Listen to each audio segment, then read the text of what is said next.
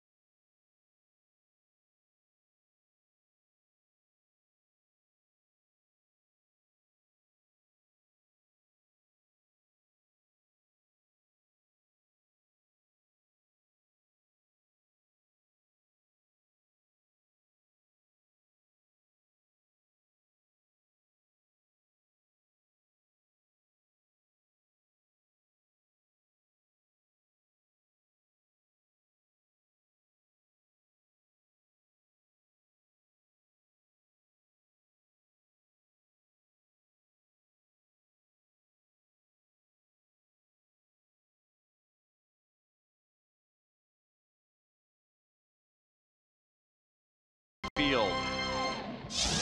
Chicago White Sox last night hit 5 home runs. That's their total from all of last season at Kauffman Stadium. And they have 12 home runs, Hud, in just 3 games here at Kauffman Stadium. And that is the subject of our Kubota Power Stats. Sox are on fire. There's no question about it. So sometimes when an offense gets that comfortable, maybe you move their feet. How about executing a few pitches, maybe down in the zone? Keep in mind that they've got that power, so you got to execute. But I'm saying don't make them feel so comfortable. Specifically, with Danny Duffy going to the mound tonight, Joel and Monty will have keys for the Royals lefty when we come back.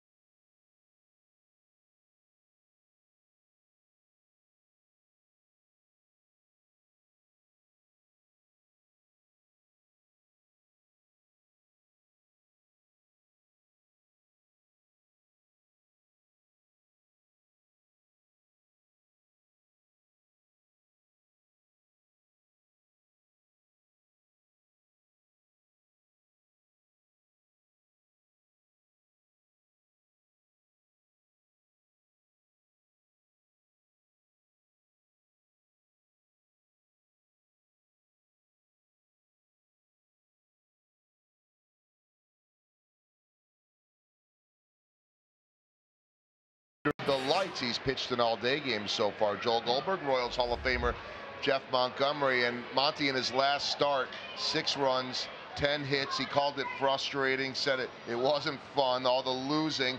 He was lacking his changeup. Why is that changeup such a key for Duffy? Well, first of all, teams are going to stack their lineup with righties against Danny. So good against lefties. So he needs that changeup against right-handed batters. And to me, when his changeup's on, everything else follows, especially his fastball and his fastball command. So if he's able to get into the rhythm and in that arm slot with that changeup, he could be really good against. You see there the opponent average against it, almost down to 200, and 11 of his 25 strikeouts on the year. So that's such a key pitch for Danny Duffy. A little bit opposite a lot of guys. A lot of guys really pitch off their fastball. To me, Danny oftentimes can pitch off a changeup. So looking to bounce back after that start against Toronto, and the Sox have 6 righties and 3 switch hitters in the lineup. Ronaldo Lopez will oppose him.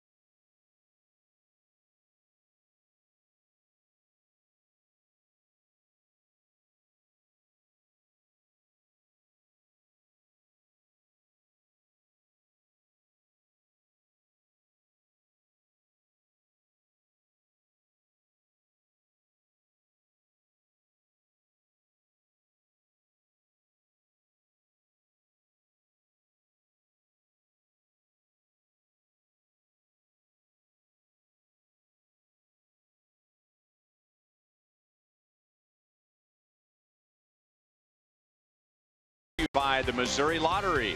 Every ticket played gives back to Missouri schools.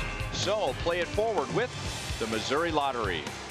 By Chevrolet, the most awarded and fastest growing brand the last 4 years overall. Find yours at your Kansas City area Chevy dealers. Another masterpiece from Kansas City artist William Rose. This was unveiled earlier today in the Royals main lobby. Prior to that, he had created a beautiful portrait of the Royals celebration in the 2015 World Series. The Royals are 0-3 against the White Sox this year. Looking for their first win against the Southsiders. The lineup and the first pitch are coming up next.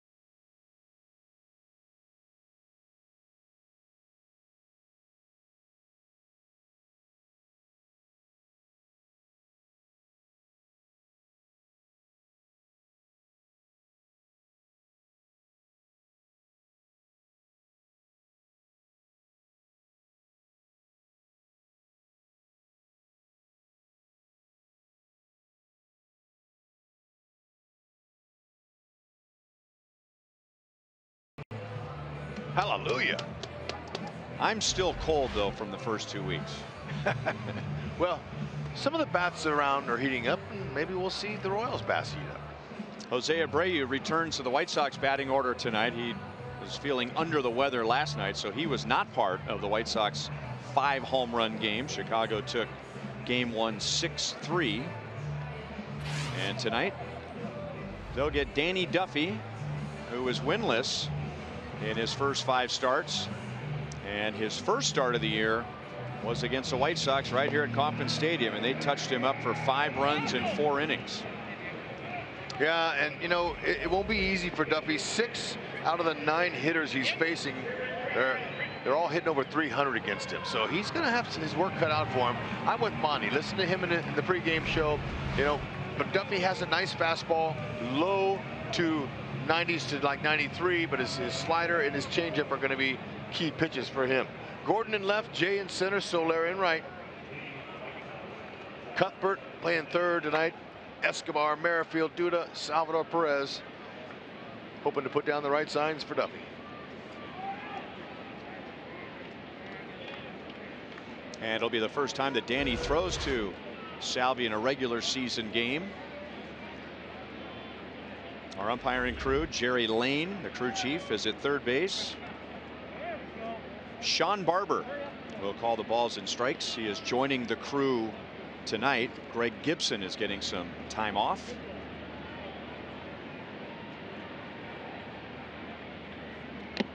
Fastball at 95 right by Tim Anderson. Yohan Moncada led off for the White Sox last night, and he homered against Jacob Junis, leading off the game. Moncada will bat 6 tonight. Anderson leads off, and he was 0 for 5 last night. Yeah, you see that reaction there. That inside pitch is going to be important for Danny Duffy tonight. You see all the home runs the White Sox been hitting, as well documented. Back them off the plate. There's another inside pitch. Coming inside with 94 is nice. It sets up the other 2 secondary pitches that are a must for Duffy to have to beat this hot White Sox lineup. Changeup that fades away to the righties.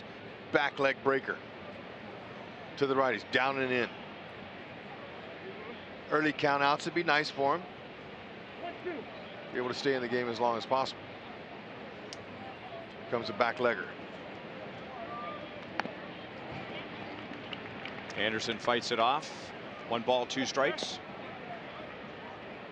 When Danny pitched against the White Sox on opening day, he began with 3 shutout innings. But in the 4th inning, the White Sox scored 5 runs on 6 hits. And Anderson down in the count 1-2. Looked like he got a changeup that didn't fade away. And he's on to begin the game. Well, we found out before the game last night that Rick Renteria, the White Sox manager, had just lost his mom. Angela passed away early yesterday. She was 91 years old. So Renteria managed last night, but he'll be away tonight and tomorrow. And former Royal Joe McEwing, who many see as a future big league manager, he will take over. He is typically Rick Renteria's bench coach. Yeah, condolences to the Renteria family. Look at Super Joe.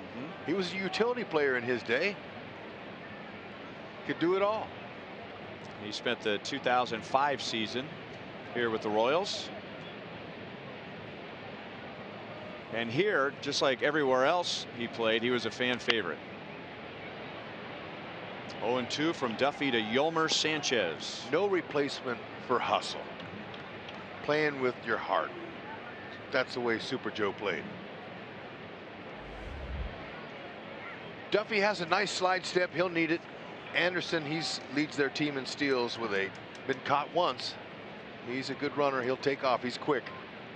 Duffy's got a couple of different moves for him. He's got a slide step that he'll kind of cuts down the time to get to home, but also he's got a nice effective step off move that can get a base runner when he's just getting off the base. Anderson's on his way to a big stolen base here. And it's not just Anderson, but the White Sox as a team have really ramped up their stolen bases. They have 23, and that leads the American League. And I mentioned it last night. The last time the White Sox led the American League in stolen bases in a full season was 1966.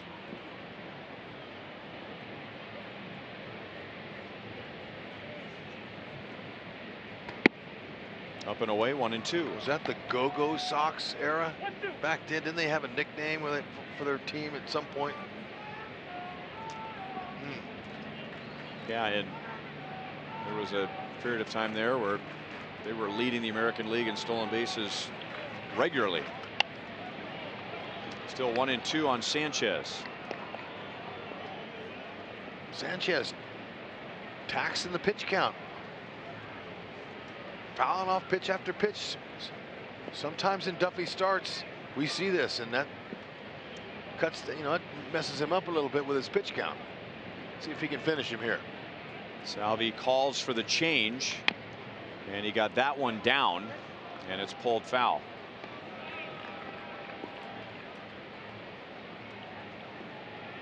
It's a lot of history between Danny Duffy and Salvador Perez. They go all the way back to rookie ball when they were 18 years old. Wow, that is.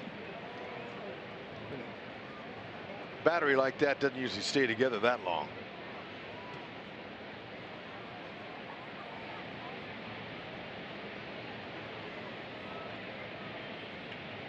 Slide step. Sanchez pulls it on the ground to Cuthbert, who gets a nice hop. No double play. One down.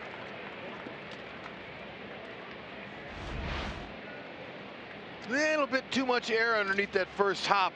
Two-hopper to Cuthbert, and Sanchez runs well. Merrifield did the right thing to put it in his pocket.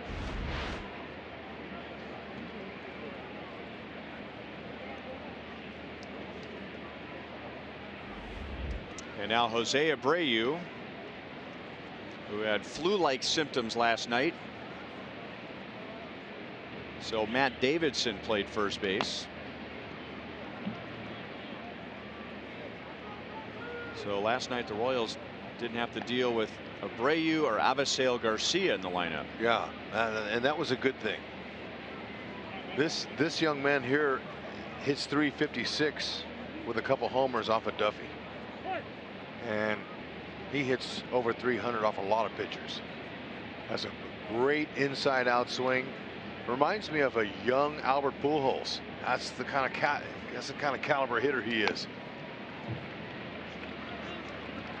And he admires Pujols. He has a lot of his mannerisms at the plate. 2014, he was the unanimous American League Rookie of the Year, and since then he has the 4th most base hits in the major leagues, 8th most doubles, 12th most home runs, 5th most RBIs. And he, with Albert Pujols and Joe DiMaggio, are the only players in Major League history to begin their career with 4 straight seasons of at least 25 home runs and 100 RBIs. That's incredible. No question. Look at his balance. He's well balanced at the plate. Equal on right and left, and then he'll move it back just like everybody does, and there's a pop-up. Well, Duffy will take it. 2 outs.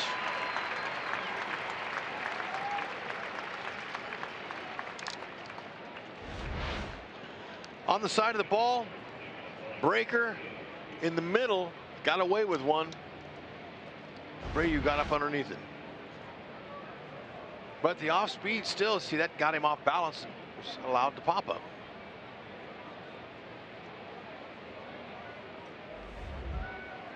If Abreu hits that as a home run, what are we saying? Too much in the middle. Yep. But he didn't. The off speed got him off his timing off. Strike on Wellington Castillo. He batted cleanup last night as well, and he hit one of the 5 home runs.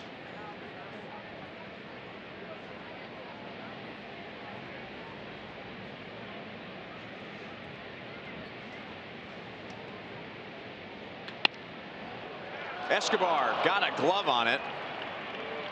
And now ripping around second and on his way to third is Sanchez. It's a base hit for Castillo, and the White Sox have runners at first and third. Escobar, he stretched out and almost kept it in the end of his glove.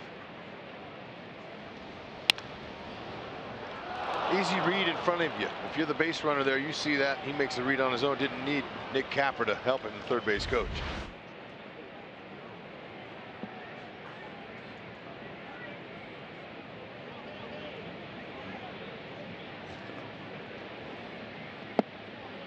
And now low to Matt Davidson. Man, he has just worn out the Royals. That's usually something we say in July or August. But he's worn out the Royals in 3 games. Pretty impressive what he's done. He's a subject of tonight's Toyota League leaders. He is only 1 home run away from tying the record for the most home runs at Kauffman Stadium by an opponent. I remember Jock Jones in 2002. That was the second pitch of the season that he hit his first. Hit a home run to the eye. It was a warm, windy day, warmer than normal for early April. I mean, the wind was just blasting out to left, and the second pitch of the season with the Twins opening here, Jock Jones hit it into the second tier of the fountains. He was a nice player. I like Jock. 2-2.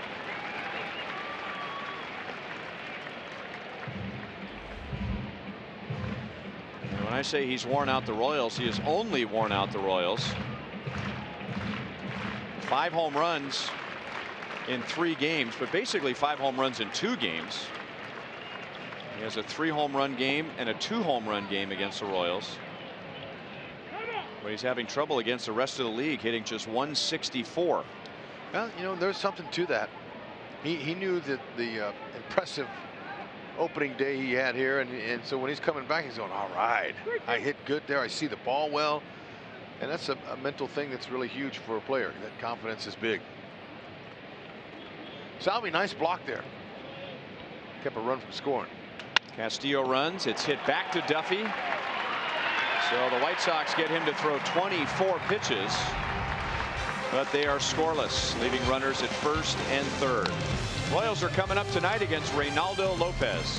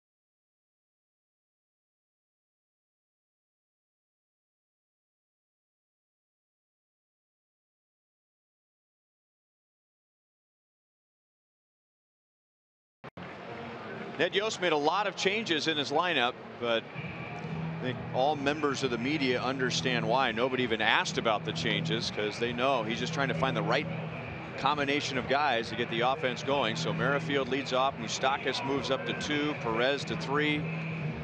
John Jay drops down to 6th in the batting order, and we'll see if that combination works against Reynaldo Lopez with a 1.50 ERA, and the league is hitting 150 against him. He's effectively wild.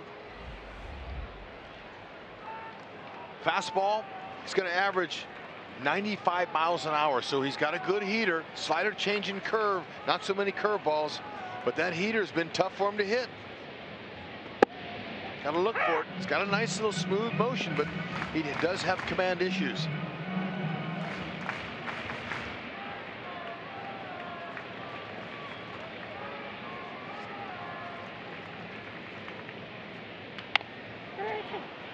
Hit a slider off the end of the bat, and Abreu takes it to the bag himself. One down.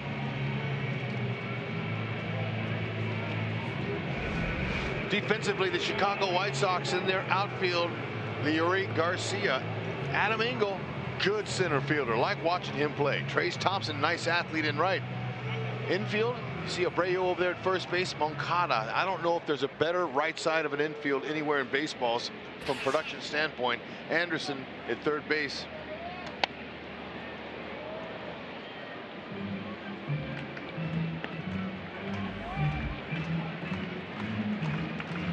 One on Mike Moustakas. He had a 2-hit game last night, which included another infield hit. He already has 6. He had 10 all of last year. 0-2. Moose loves to swing early in the count, and that's a good idea because most pitchers, especially at this level, are going to try to challenge him. And his 2 hits have gone over the fence against this young man.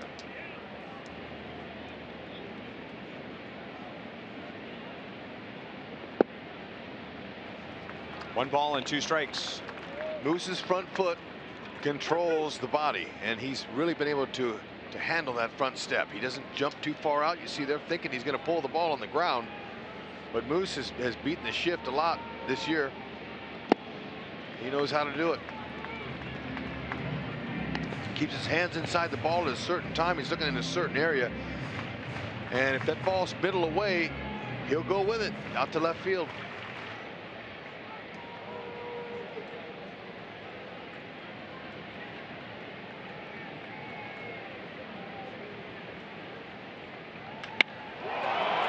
Drilled into deep left center field, gone into the water. So he has 3 hits against Lopez, and all 3 are home runs.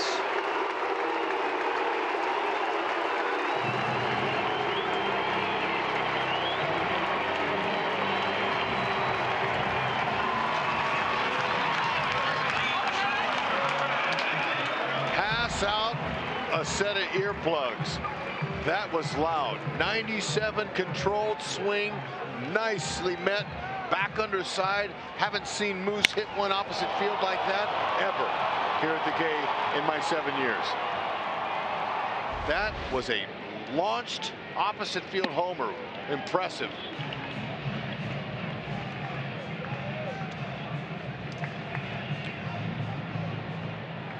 We've seen him sneak him over the wall. Maybe one is all I can remember. That first hit he got over the wall opposite field, but I've never seen him go there. Have you, Ryan?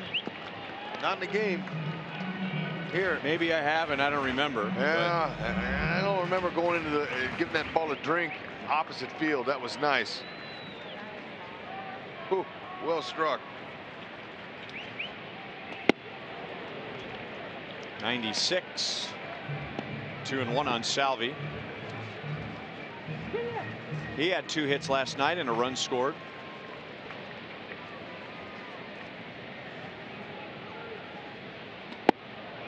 '97 and boring in on him. Vic Carapazza says it was a swing, and now it's 2-2.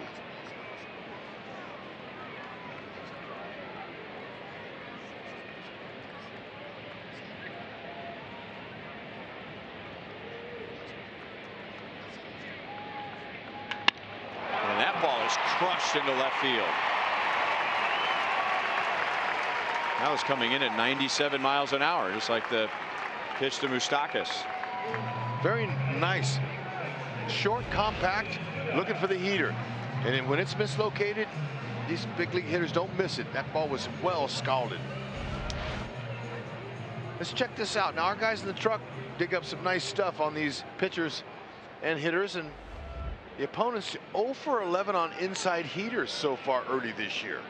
And about 9.1% line drive rate, third best in the majors. Look, he's been getting it done with his heater. There's a wonder they're hitting 125 off of his fastball this year. He's been locating, but nope, so far, not now. And another one, a 96-mile-an-hour fastball is ripped into right by Duda.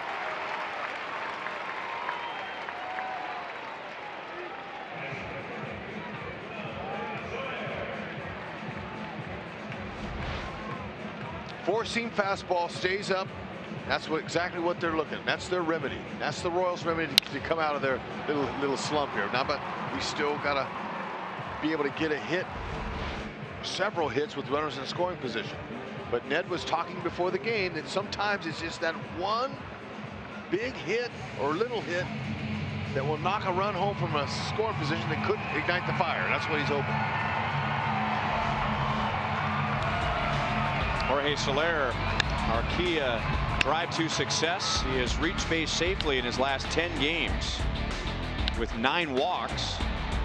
His OPS is over 1,100, and he has a couple of home runs, including last night against Lucas Giolito. And he comes up with 2 on and 1 out.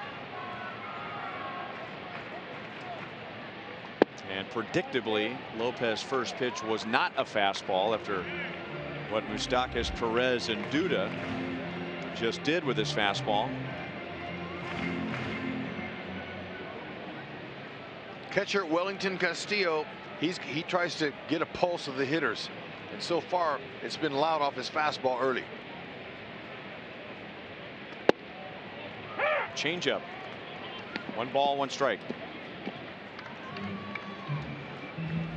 Small sample size of Soler's hot spot where he likes that ball thrown just early this season, but so far he likes that one just a little above the belt.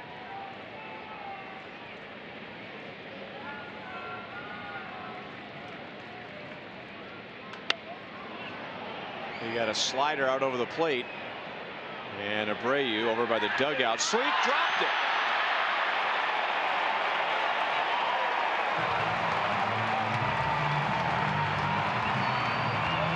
That'll be an error on Abreu, and it gives Soler another pitch.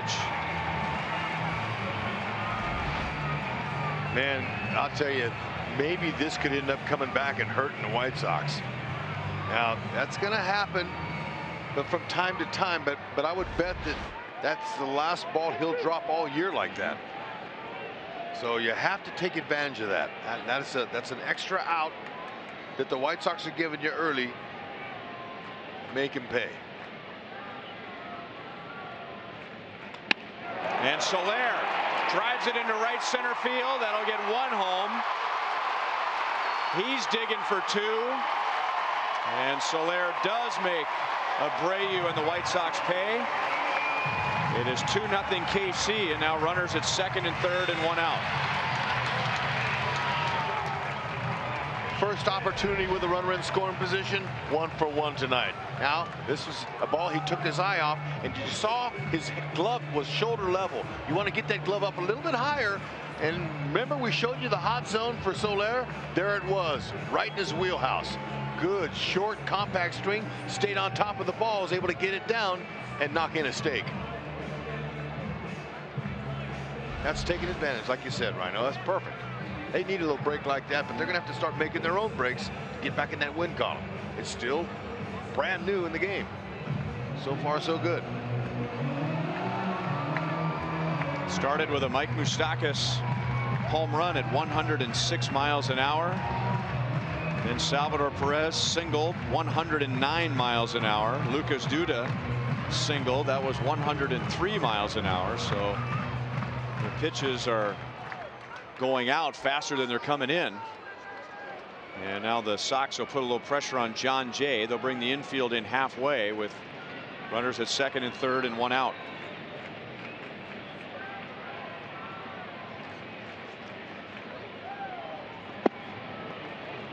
Down and in, ball one. Last night, John Jay led off, as he has all year for the Royals, and was 0 for 5. That dropped him down to 235, and so he slides down to number 6, with everyone else moving up in the batting order.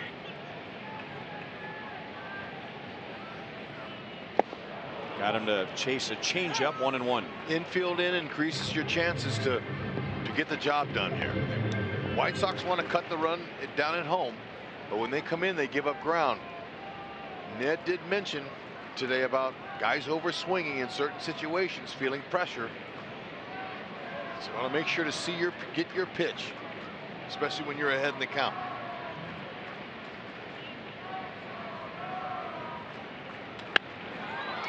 Fastball is hit to shallow left center field. Garcia takes charge due to fakes coming down the line, just to force a throw, which was on line. 2 outs.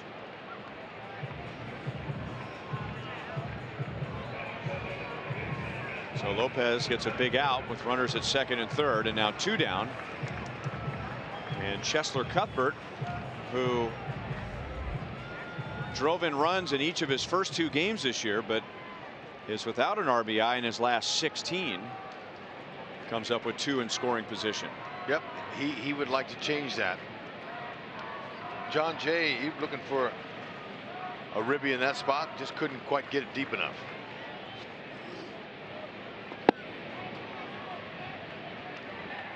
Oh, 0-1. In order to get your game going, the shorter the swing, sometimes the better. Find that hole. He just got fooled there. That's why the swing looked long, but Cheslor knows what to do.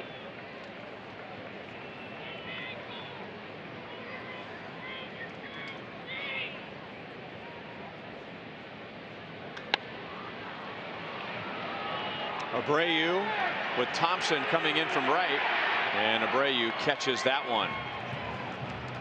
So the Royals leave a couple in scoring position. They also score 2. One on a Mike Moustakas home run, the other on a Jorge Soler double.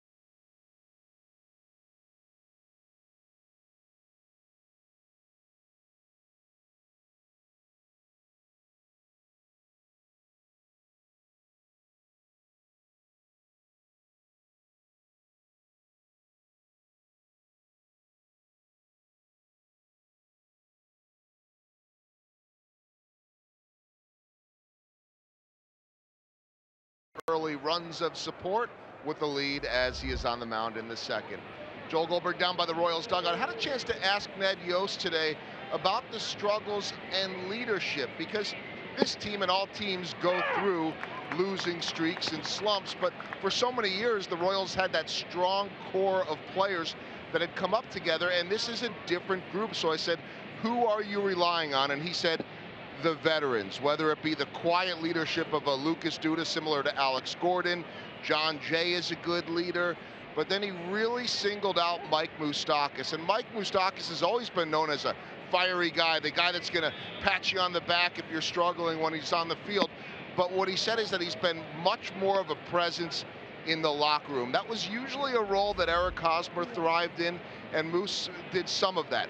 But he has really elevated his game, speaking to the media more, leading in the clubhouse, some of the maturity, and really just the complete aspect of Mike Moustakas on and off the field right now.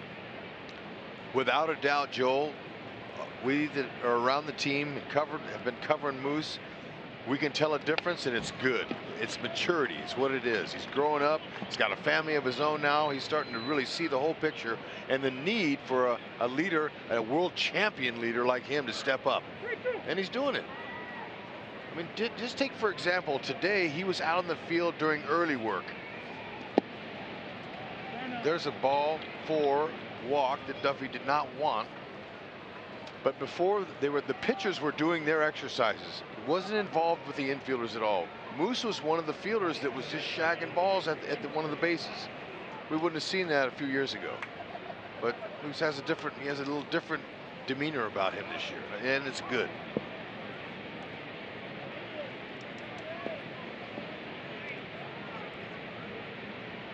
Now Trace Thompson after the walk to Moncada. Thompson hit one of the home runs last night.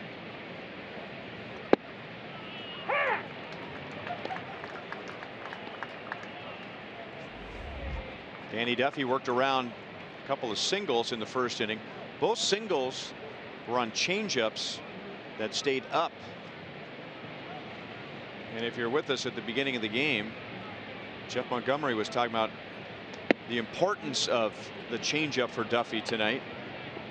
Monty was hoping that he would throw more changeups because the numbers simply say that the opponents aren't doing much with that pitch. But so far he hasn't quite gotten it down to the knees or lower like he would ultimately be placing it. Yeah, you know, but at least he's not getting hit. He's not getting hit hard early. He's just having some command issues. The White Sox overall so far early are only hitting .211 off of left-handed pitching as a team. A few guys are hitting pretty good, but that overall they're not hot.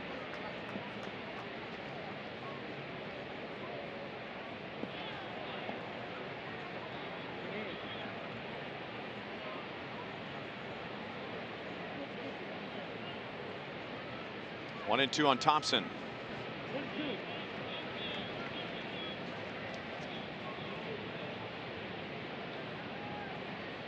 Salvi put down the sign for a slider. And it's hit out to Cuthbert. Out at second. And Witt didn't get it out of his glove as quickly as he would like. I don't think they had a double play anyway. So Thompson's at first with one out. He's swift of foot. If you don't get the grip the first time through at second base when you're trying to turn it, lots of times you won't get it. Now Whitley has a very strong arm. Had he got it the first time, he probably could have turned it. And that's one of the reasons why a second baseman has a smaller glove. So when he transfers the ball on a double play, he knows exactly where it is. The bigger the glove, sometimes you lose the ball in the pocket when you're trying to transfer.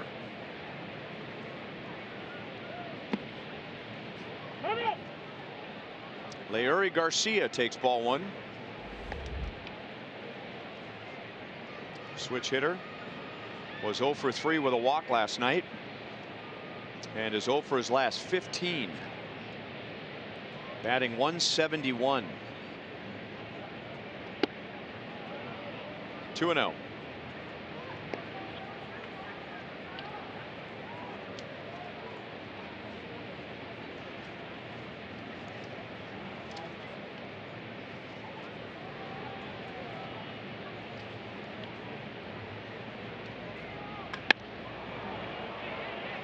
John Jay into deep right center field and is not able to get it with a dive. Here comes Thompson around third. Garcia's on his way to third. It is now 2-1 on the triple by Leury Garcia. That is his first triple of the year. Two-seam fastball up. Leury goes with it. nicely, Jay, with the attempt. Couldn't quite get it. Thompson, long strides with no trouble scoring. Infield in. And Adam Engel, who likes to bunt, he's going to bunt in a run. And he ties the game at 2. Adam Engel at least one time per game tries to put a bunt down. He's really good at it. He might be one of the best in the league at being sure, and that's an easy RBI, especially with less than 2 outs. Good opportunities. No way to defend it, except for to put a pitch in the dirt or up over his head. Look at that, making it out, getting that kind of love, getting that run home. That was nice. It will go down as a sacrifice.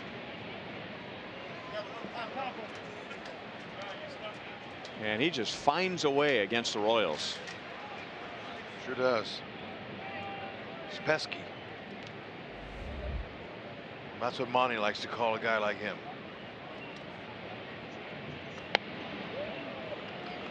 We were talking about Danny Duffy's start against the White Sox on opening day, and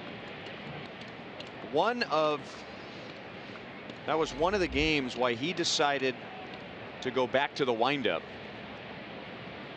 Danny felt like in some way he was tipping his pitches.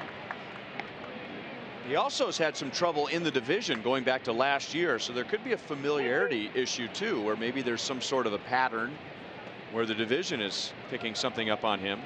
14 starts and his ERA is over 6 inside the division.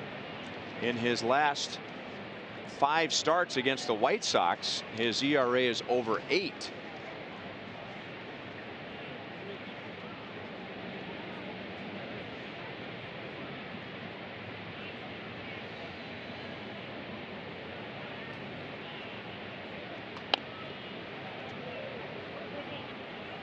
And even though Danny wasn't able to come up with anything specific, or at least anything he wanted to share as to how he was tipping his pitches, pitchers just have a feel. You know, a hitter isn't adjusting to pitches, they're sitting on pitches like they know it's coming. Anderson gets jammed, and Duffy makes the play himself. The White Sox get 2 right after the Royals get 2.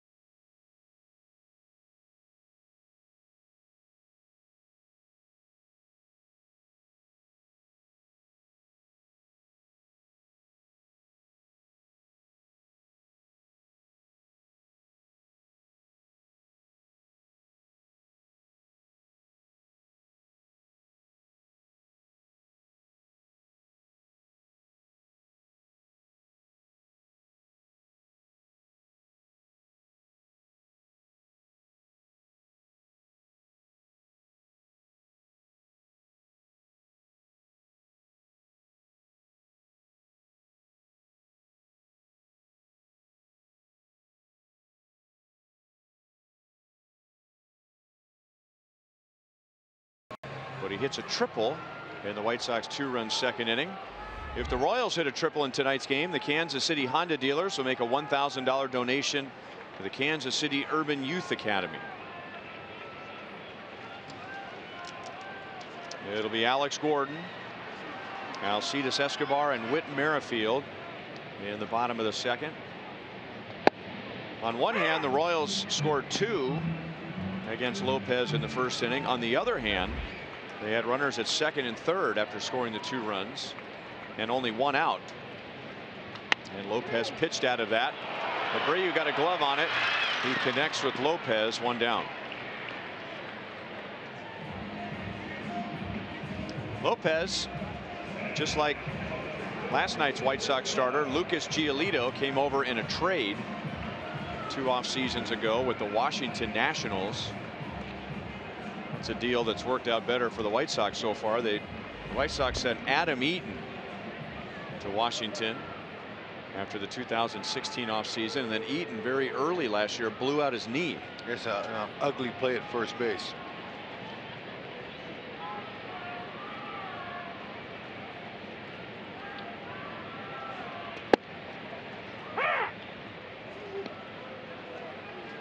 Alcides Escobar was 1 for 4 with an RBI last night.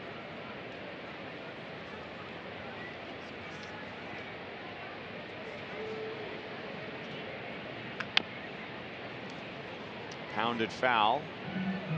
0-2. Alcides Escobar has a home run against Reynaldo Lopez. When Lopez gave up the home run to Mike Moustakas, that's the 13th home run he's given up to a lefty, but he's only given up 2 to right-hand batters. Escobar has 1. Josh Donaldson has the other one. So there you go. Esky can put himself in Josh Donaldson's category. Yeah, that's not a bad place to be. Shot inside the line and into right field. Thompson was playing right there, so it's a single. But a good job by Escobar to put it in play with 2 strikes, and he's on with 1 out.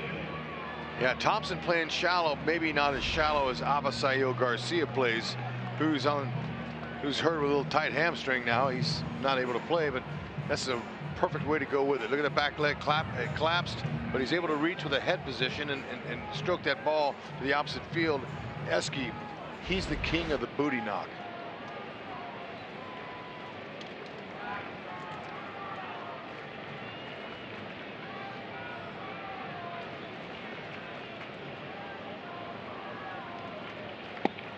Slider to Whit, and Lopez got Whit to chase a slider in the first inning, and he grounded out to first. Slider away, and Whit tried to pull it and hit it off the end of the bat.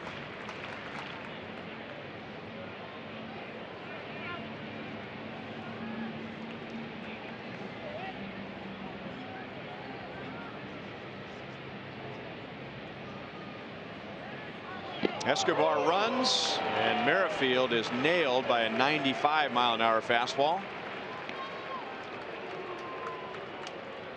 So that puts 2 on for Mike Moustakas. 4-seamer, here it is. Wear it. A little on the hip right there. Glanced off him, although that was pretty solid hit right there. Now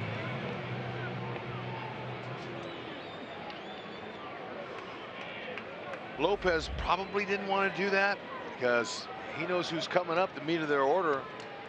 And Moose's opposite field blast last time was pretty impressive.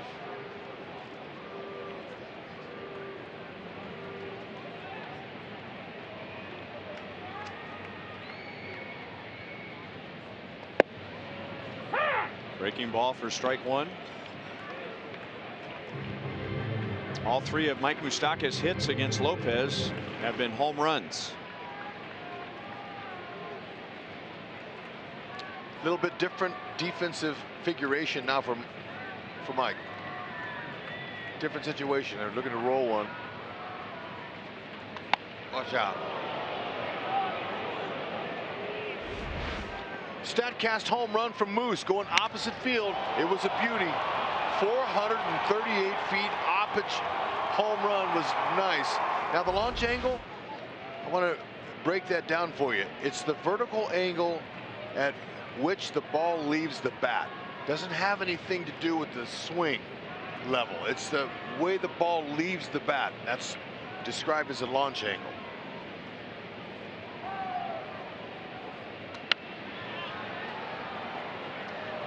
Still 0-2.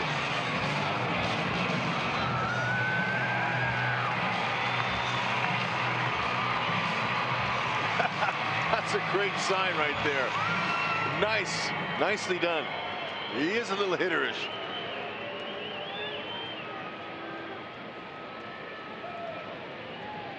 Oh, 0-2 count. Shorten up the swing. That last swing there, perfect. Try to go to left field. Pick up a ribby. Stay hot with a runner in scoring position. 98. Lopez strikes out his first.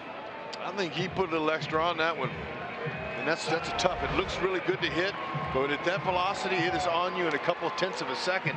You don't have much time to react. He had to be a little shell-shocked in the first inning, the way the Royals were hitting his fastball. It's only 4 starts, but we showed you in the first inning that Lopez, his opponent's batting average is 150 with his fastball. Before tonight, opponent's batting average is 125.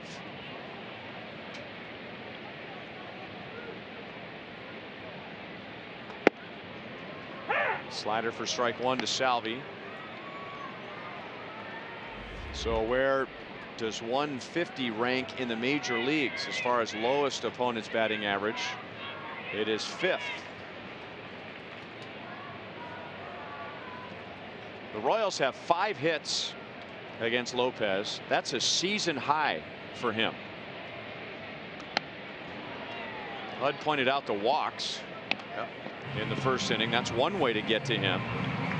It's usually not piling up the hits, but 5 is a season high, and the Royals accomplished that in 1 1/3 innings. Yeah, tough to walk the Royals. Their offense is very aggressive. Witt with a big lead over there. Abreu's way off the base, so that gives him a chance to score on any well-placed ball. Trying to climb the ladder on Salvi as they did with Moustakas.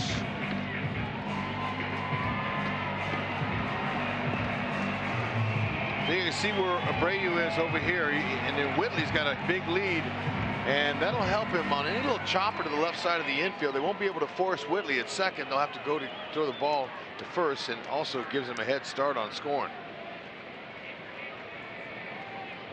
He's probably got a 25-foot lead. Drop down a little bit with that slider.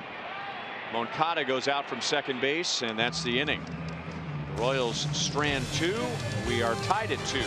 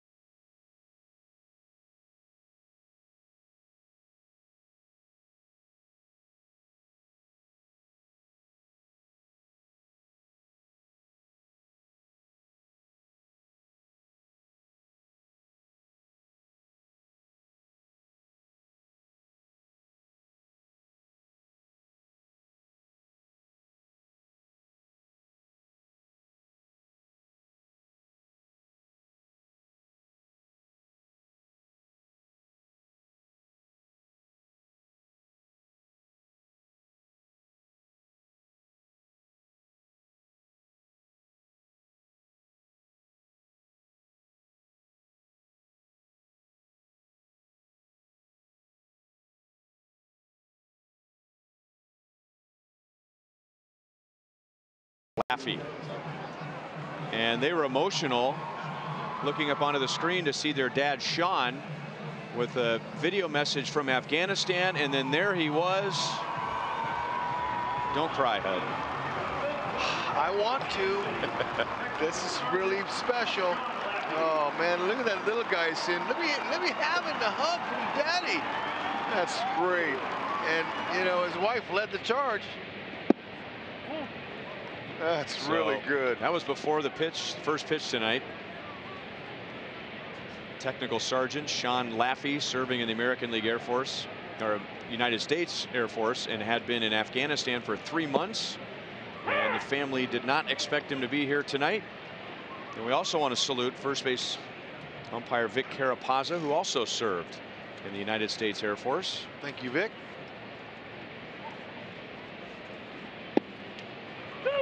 You served in the American League Air Force, didn't you? I didn't have much time. I was trying to hit the minor league trail to become a big league player. That was my dream.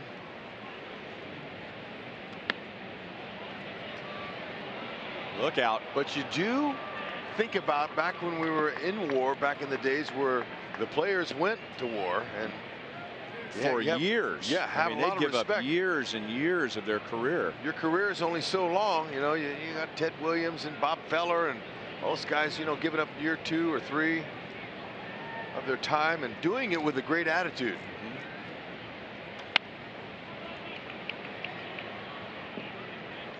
They didn't have all the technology they have nowadays. Back then, and Ted Williams, they put him on one of those bomber airplanes and they would get him out there, and he was the guy to see the enemy pilots coming. He could see the planes. That's how great his eyes were. Duffy on one hop from Yolmer Sanchez. First time that Duffy has retired the leadoff man tonight. Another name that comes to mind is Jerry Coleman, our late colleague, longtime broadcaster for the San Diego Padres and played for some really good Yankees teams. I think he left twice, didn't he? Wasn't he World War II and Korea? Wow. Jerry Coleman. Big rip by Jose Abreu. He popped out to first in the first inning. Ironically popped out to first because in the bottom of the first he dropped the pop-up at first base, giving Jorge Soler added life, and Soler ended up with an RBI double. And now Duffy's ahead, no balls, 2 strikes.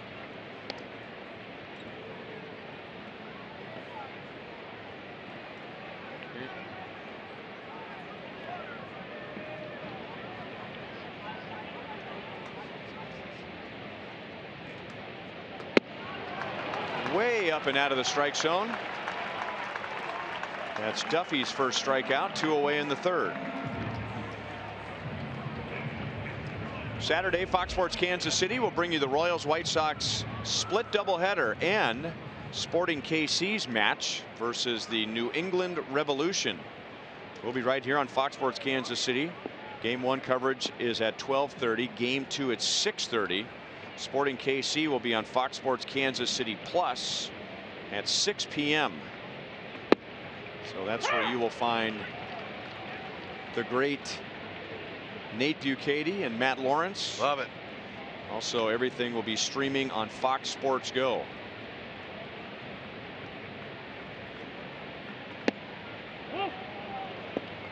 One and one on Wellington Castillo, who singled off of Escobar's glove in the first inning.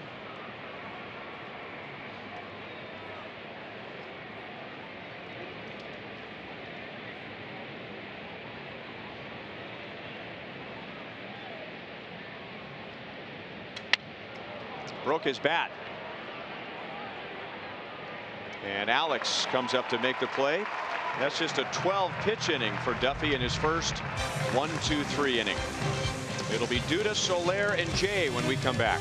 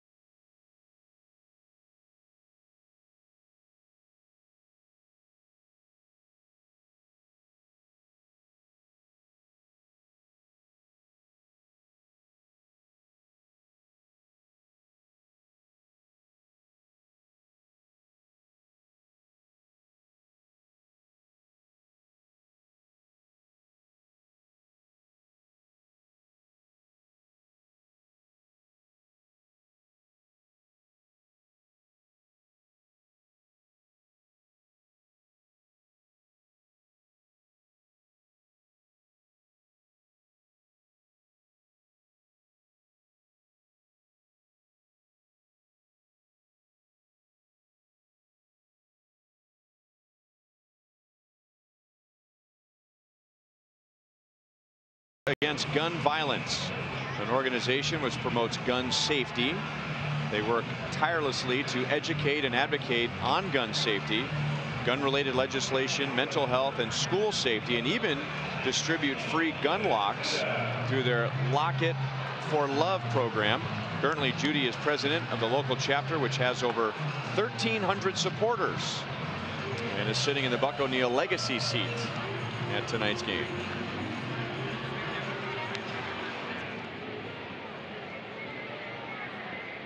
Royals 2, White Sox 2.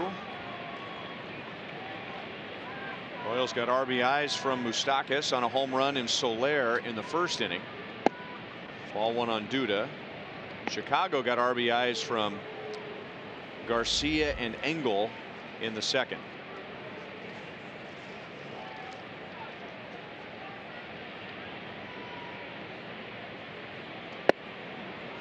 One ball, one strike. We were talking about some great major league players who volunteered to serve in World War II and the Korean War. 1-2. Jerry Coleman just passed away a few years ago, and we see the Padres quite a bit in spring training. And he's talking to his longtime broadcast partner Ted Leitner, who has some great Jerry Coleman stories. And if you're not familiar with Jerry Coleman, he was a great broadcaster and just a wonderful character. Some great malaprops. Yep. You know, I think he had one. Dave Winfield rounds first, and he slides into second base with a stand-up double. Here's the 2-2. 3 balls, 2 strikes. Dave Winfield is going back in right field. He jumps. He hits his head on the wall, and now it's rolling towards second base. Funny man. Man after my own heart. And an American hero. Duda hits it to left field, and Garcia makes a play. One story I'll never forget, and Ted Leitner said that Jerry liked that generation. They just didn't talk about what happened in the war. You know, they were very proud and very humble. But he said one night they're on an airplane late at night, and Jerry started opening up, and he told a story. And he said, I'll tell you a story. We're in the Korean War, and we're trying to fly at night, trying to surprise the enemy. And first the pitch to Soler, and he fouls it back. And I got an oil leak, and oil is spraying all over the windshield of the airplane. He says, I can't see anything. Wow. He goes, so I just stuck my head out the window, and that's how I kept track of the lights in front of me so that I could stay in formation. Wow. Just like, crazy. What? Yeah. You did what? So, but, you know, when you're a major league ball player and you're trying to hit some of the best pitchers in the world, you have to find creative ways to get on base. And when you spring an oil leak at 30,000 feet in the middle of a war, and you have to stay in formation in the middle of the night, you got to find a creative way to get the job done. Interesting. I'll always remember that story when I think of Jerry Coleman. Jorge Soler hit an RBI double in the Royals' 2-run bottom of the first inning. One pitch after Jose Abreu dropped his pop-up in foul territory.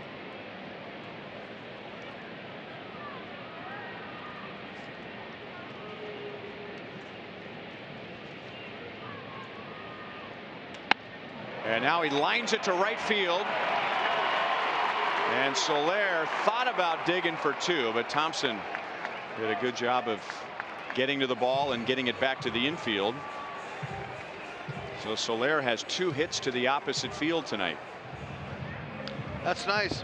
That's one of the things Terry Bradshaw, Royals hitting coach, has been working on him with. That's some 97, middle of the plate, let the ball travel deep, had a good level swing, and he's able to utilize the opposite field. He says those swings are going to develop into power swings if he'll just continue to work on it.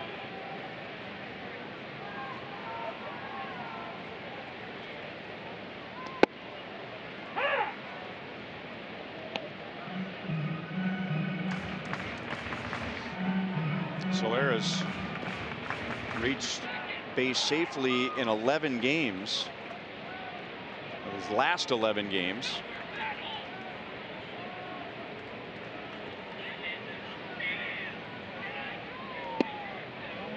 One ball, one strike. The biggest out so far for Lopez was against John Jay in the first inning. The Royals had 2 runs home, and they had runners at second and third with 1 out. So they were working on a big inning, and Lopez got John Jay to fly out to shallow left field.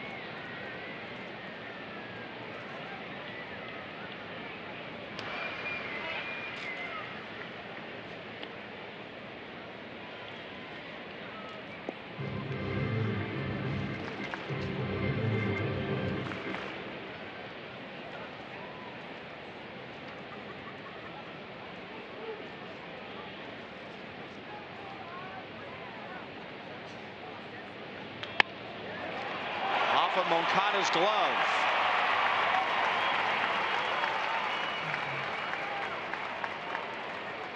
Two on, one out. Yeah, John Jay, he's had some tough luck. He's hit some balls pretty hard. Hit a bomb to center field, got caught. No, he'll take that. I mean, out of the box, he's saying, "Oh no, here we go again." But there's a little something going with 1 out here.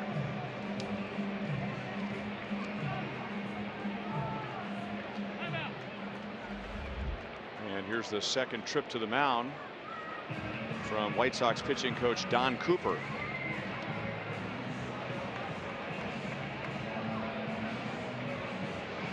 We have the day-night doubleheader tomorrow,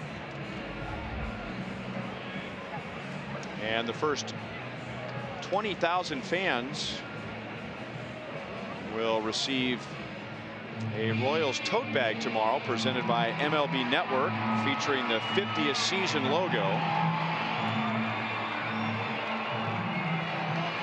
And that is available to the fans of the second game, 7:15 game. 1:15 and 7:15 tomorrow, making up a game that was lost due to snow the first weekend of the season.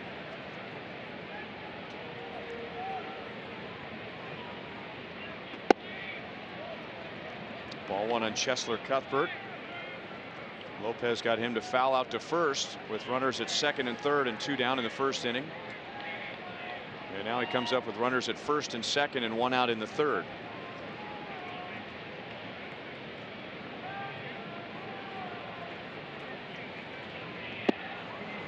It's the second time tonight that Lopez has gotten Chesler to go after that pitch. Yeah, and last time up, he had second and third a chance to knock in some runs, which he hasn't done the whole month of April. So he's due to knock in a run. He's got to shorten that swing up a little bit. It's a little long, unless he can connect. Like to have that one back. Yep.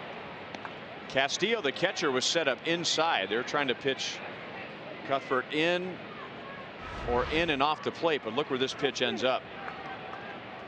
That's the one he's got to make. He's got to hit that one. You're going to get at least one opportunity each time you go up there to get a pitch. You try to square it up with a round bat. It's not easy.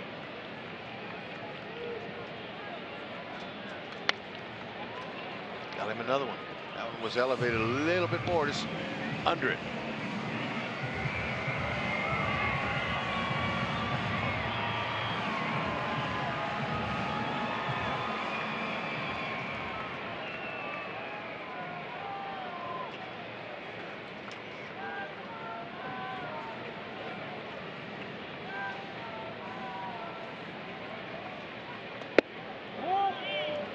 Castillo, well, it looked like it was a strike in the zone, but Castillo even tried to pull it down farther, but no call from home plate umpire Sean Barber. Man, almost a little bit too close to take. Don't want to get called out looking. Another runner in scoring position. This is one of the areas they want to improve in. Shorten up the swing, put it in play, and make it happen. That is the second strikeout for Lopez tonight. 2 outs. Lower part of the zone.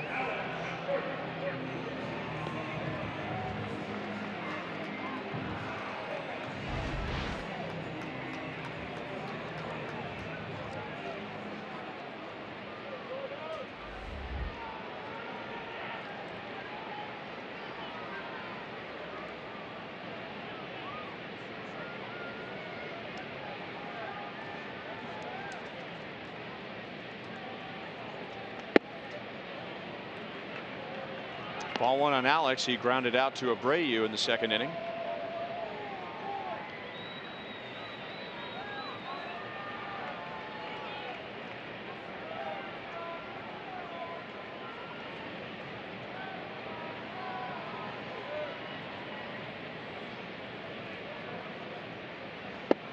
Oh. 2-0.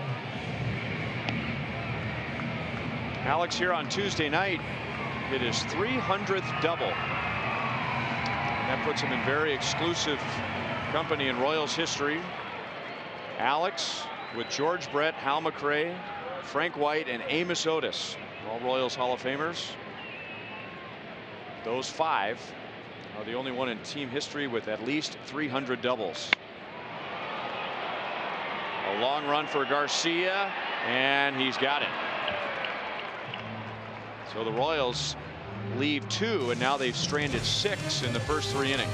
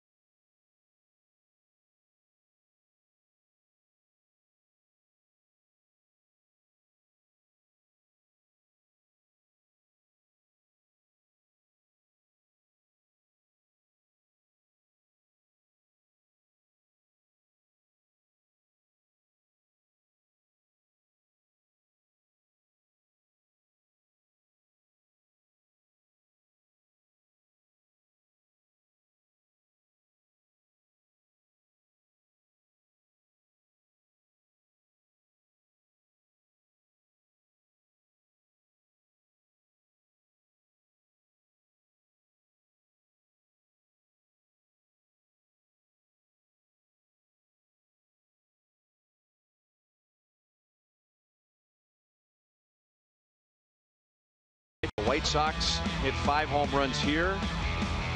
That is a home run for Edwin Encarnacion in Cleveland. That is one of 5 Indians home runs tonight, as they are hosting Seattle. It is 6-2 Cleveland in the bottom of the 7th inning. Cleveland leads our division by 3 over Detroit. Remember when we were in Cleveland on the first road trip, they weren't hitting at all, and everybody knew that was going to right itself eventually. Yeah, they were seasonally cold, and it was freezing cold, so that that was the reason for a lot of it. But right, they're too good.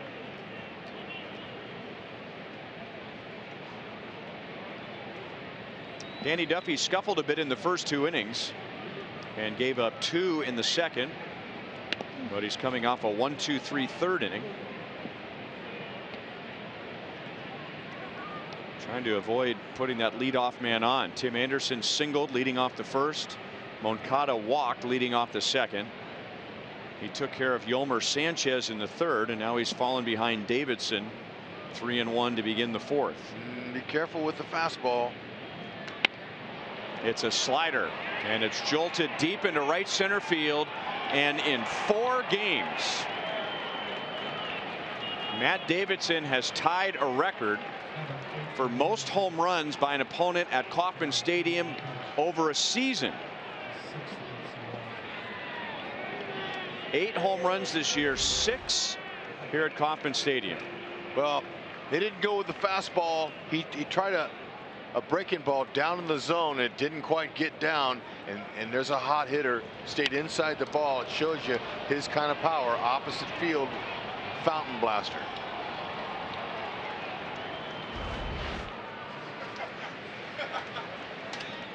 Well, and that's hit well into left center field by Moncada, and John Jay going Willie Mays style to make the play on the track. Moncada almost made it back-to-back home runs. Got to be ready. Get on your horse. A good focus, good concentration. Caught it like a receiver would catch a football in the end zone. That was nice. That helped. Kept his feet in bounds. He did. And you know, the thing is there was many more games here that the White Sox have. Davidson has a chance to put that record in orbit. Single season record. Fouled away by Thompson.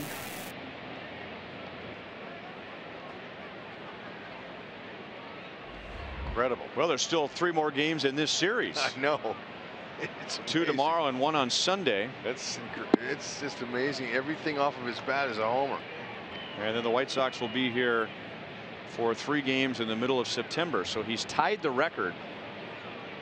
And there's still 6 more games for Davidson here.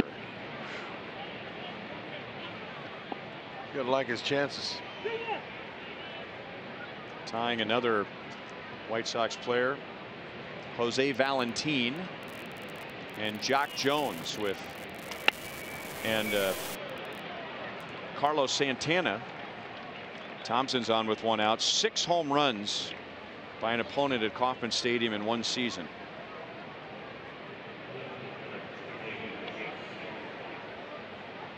And now Leury Garcia is coming up. Other news relating to the Cleveland Indians. Andrew Miller, who has a 0 ERA in 11 appearances, was placed on the disabled list yesterday with a left hamstring strain. Are you shocked he didn't have an earned run average yet this year?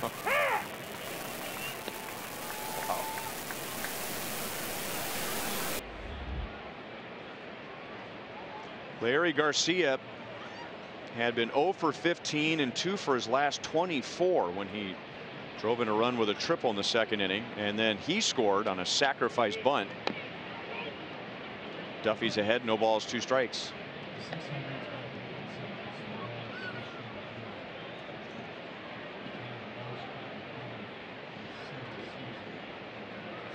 (3-2) White Sox in the top of the 4th inning, and they have now hit 13 home runs in 4 games here at Kauffman Stadium this year.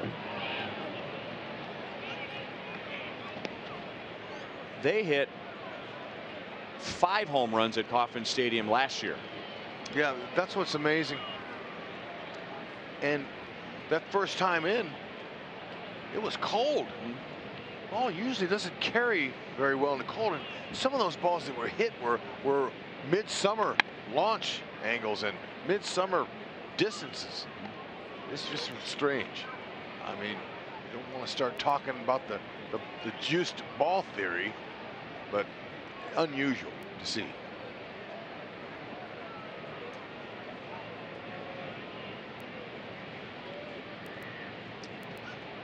Duffy goes with a slide step.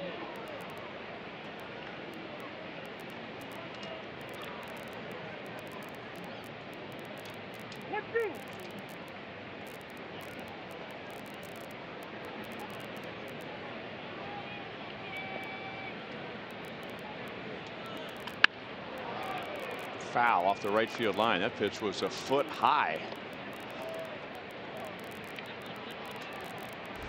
Garcia trying to guide it. Boy, he's level swing, stayed on top and right angle, just a tad behind it.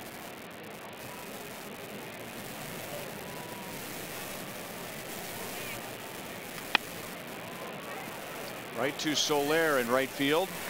2 outs. Folks, it's a whole new ball game with the RBI Baseball 18. RBI Baseball 18 delivers an all-new franchise mode and more. RBI Baseball 18 is available now. Learn more at rbigame.com. Rated E for everyone.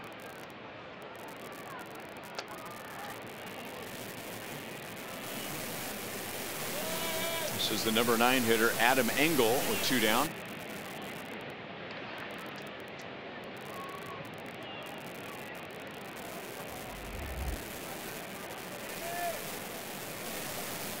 He is hitting .155 this year altogether. He is 4 out of 11 against the Royals. And he's hurt the Royals swinging the bat. He's hurt the Royals with bunts, as he did in the second inning. He dropped down a bunt with a runner at third and picked up an RBI. He's still working on his offense and trying to be a little bit more consistent with his swings and putting balls in play, but he's such a prolific center fielder. He's an excellent defender. And they're being patient with his development, hoping that he'll turn around and learn how to hit. Get that consistent swing going there, that he can use the middle of the field and put the ball in play. Terrific speed, hustles, plays the game the right way, can do the little things, but they'll have to stay in the lineup.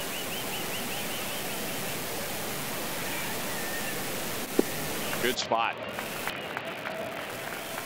Engel has a level swing, if not a chopping down swing, and he just swung right over it.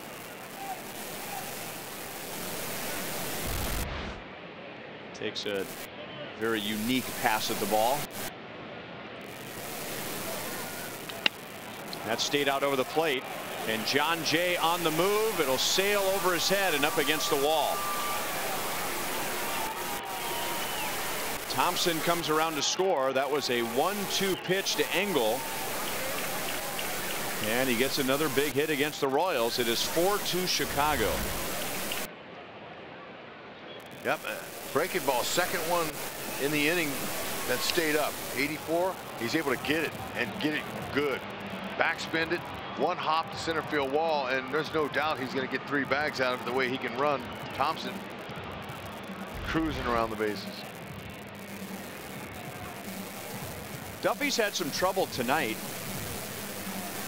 putting hitters away with 2 strikes. He's gotten ahead and just hasn't had the put away pitch. He has 1 strikeout so far, and it's not just tonight. It's really been an issue for him now in 6 starts. He has allowed far too many line drives for his standards when he's ahead in the count. Look at this. Almost a 50% line drive rate with 2 strikes. That's the highest in the major leagues this season. Yeah, just not executing his pitches when he wants to. Finishing hitters off sometimes can be difficult, but you've got to execute the pitch. That's all there is to it.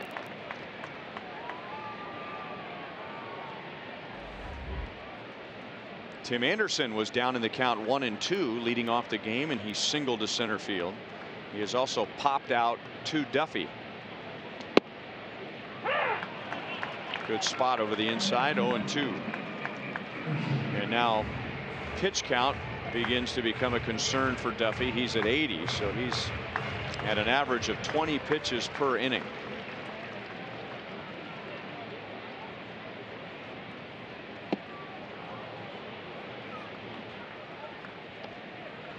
One and two. He's been hurt mostly with his secondary pitches when he's been ahead of the count. Change up early in the game, and then the last couple innings breaking balls.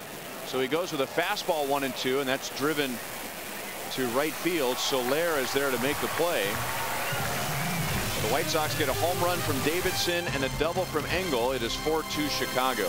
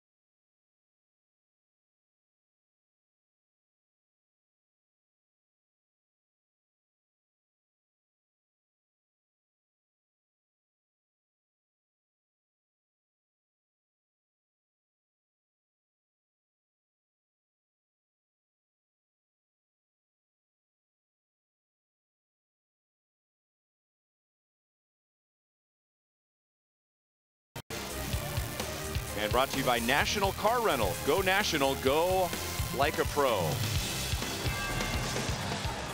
It is Mizzou night, and we had a special first pitch. Drew Locke, who is from not far from here in Lee Summit, and Sophie Cunningham throwing out the first pitch. Sophie joined Joel and Monty during Price Chopper Royals Live tonight. Thought she was outstanding. Young basketball player, future in pro basketball too. Well spoken and really fun to listen to. Had a lot of life to her.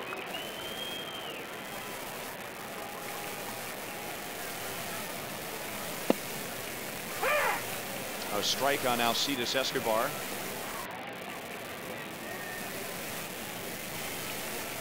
Esky singled up the right field line in the second inning against Lopez.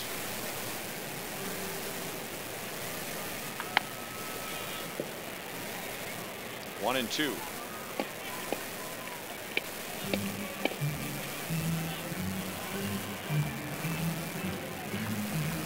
Well, again, the Royals haven't had any trouble tonight with base runners. They have 7 hits in 3 innings against Lopez. Lopez hadn't allowed more than 4 hits in any of his first 4 starts. Grounded right to Moncada, and there's one down. Lopez has also hit a batter, so that's 8 base runners in the first 3 innings against Lopez, and yet he has stranded 2 runners in each of the first 3 innings.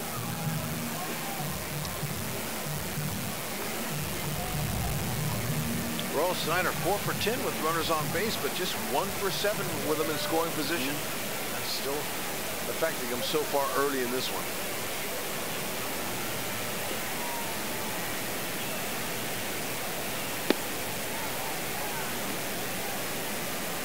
Whit Merrifield grounded to first in the first inning, and then he was the batter that was hit by Lopez. That was in the second. 2 balls and no strikes.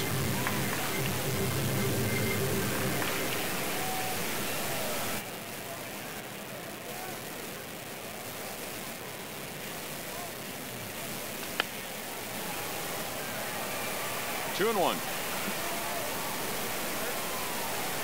Going into spring training, this seemed to be the spot for Whit Merrifield, leading off.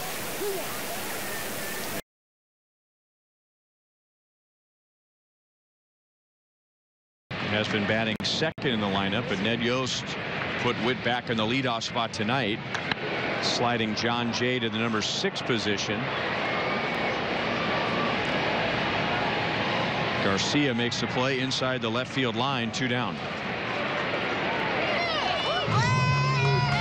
Fox Sports Kansas City, Cox Communications, 580 WIVW, and FM News 104.9 are bringing Topeka's best fans to Kauffman Stadium on the Rays Royal Fan Express on May 5th. For more information, go to Royals.com/Fan Express.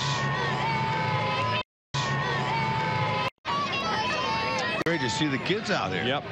And apparently cotton candy sales have gone quite well in the upper deck tonight. That's right. They're enjoying it.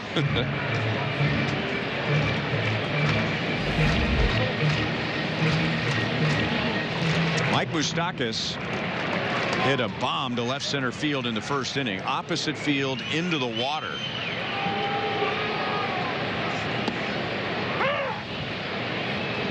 Lopez came back and struck him out in the second inning. Mike Moustakas has 8 home runs.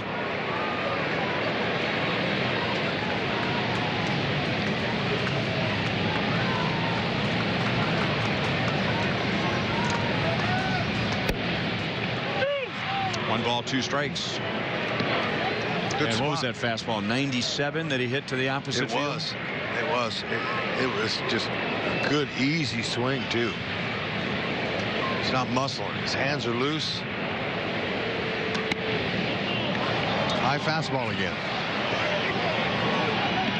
Castillo went in 12 different directions to make that catch. Lopez was standing there the whole time, but whatever.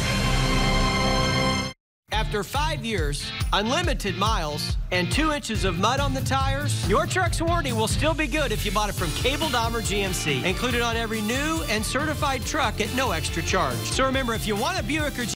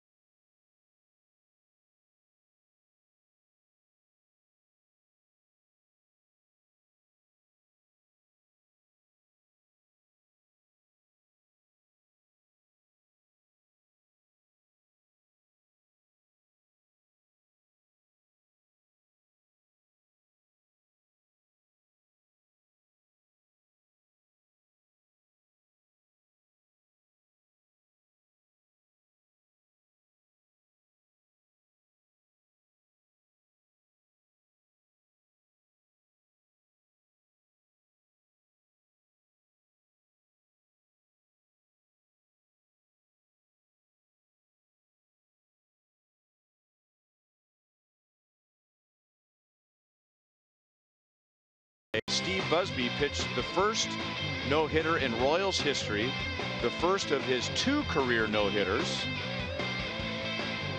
This was at Detroit, and then the next season he pitched a no-hitter at Milwaukee. So our sprint trivia question, Hud, name the 6 active pitchers to record multiple no-hitters. Active.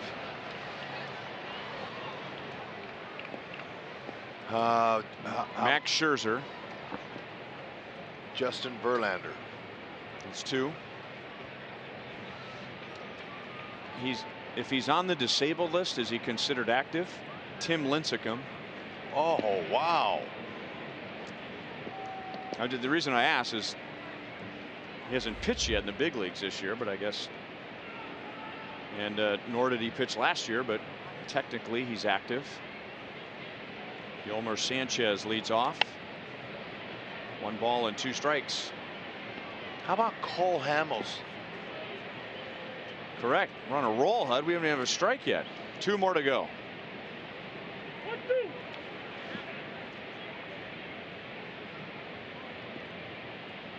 Oh, Hud's got that look in his eyes. Go ahead. He pitched here this year, I think. I mean, I know he pitched here this year, but I'm not sure if he had 2 or more with King Felix. Nope. He has a perfect game. Okay. But I think that's all he has. All right. Strike 1. That didn't come out right.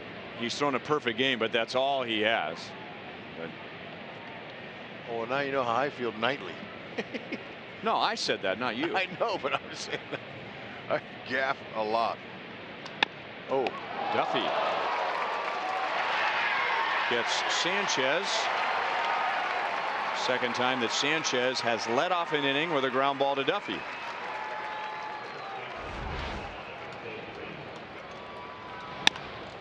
Duffy's fielded his position very well tonight, and he always does. He's a good athlete. His comebackers can be testers at times.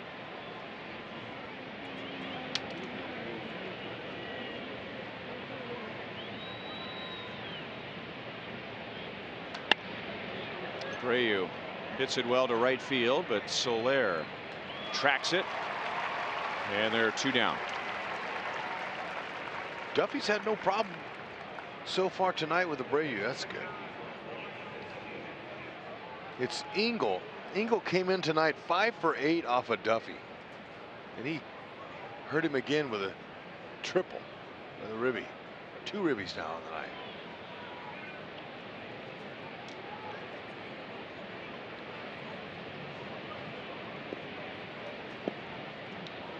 In the 3rd inning, in Duffy's only 1-2-3 inning, he got Sanchez, Abreu, and Castillo.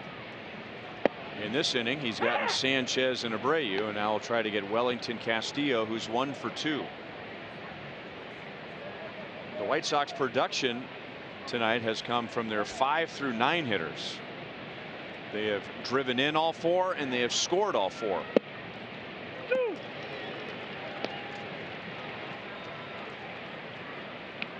Nice spot. Let's see if he can finish him off with a quality strike. Doesn't have to be good right here. He wants it up. Got it done. 3 up, 3 down again against Sanchez, Abreu, and Castillo. Salvador Perez will lead off the bottom of the 5th. The Royals are down by 2.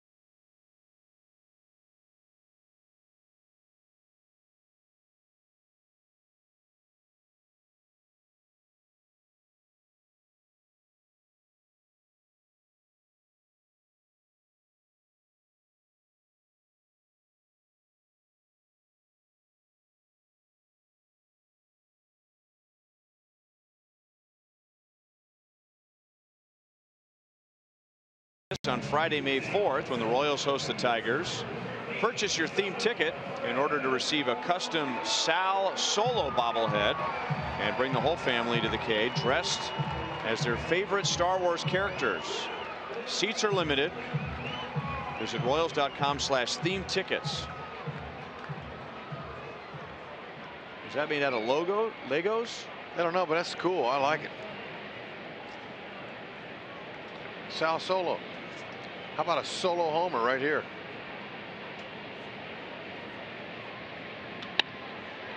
How about a diving play at third by Sanchez? Abreu tiptoes back into the bag. 1 down. Gets that ball up, that has a chance, but man, he stayed on top of it. Sanchez showing his athleticism. Nice play. Third baseman want bigger gloves. Talked about earlier in the game, the second baseman, how his leather is smaller because he has to transfer the ball on double plays. Sanchez, he has a bigger pocket there, a bigger glove, a little bit more room to catch hot shots like that.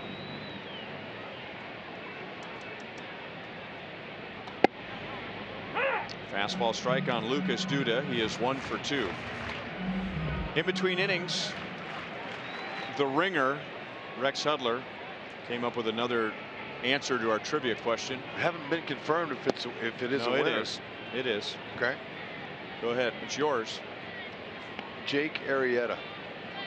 So we have 5 of the 6. There are 6 active pitchers who have thrown more than 1 no-hitter in their career. We have 5 with 1 strike.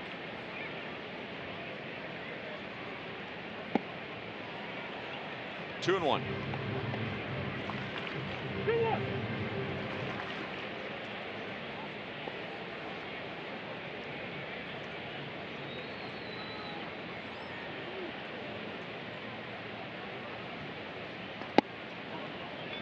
3-1 on Duda.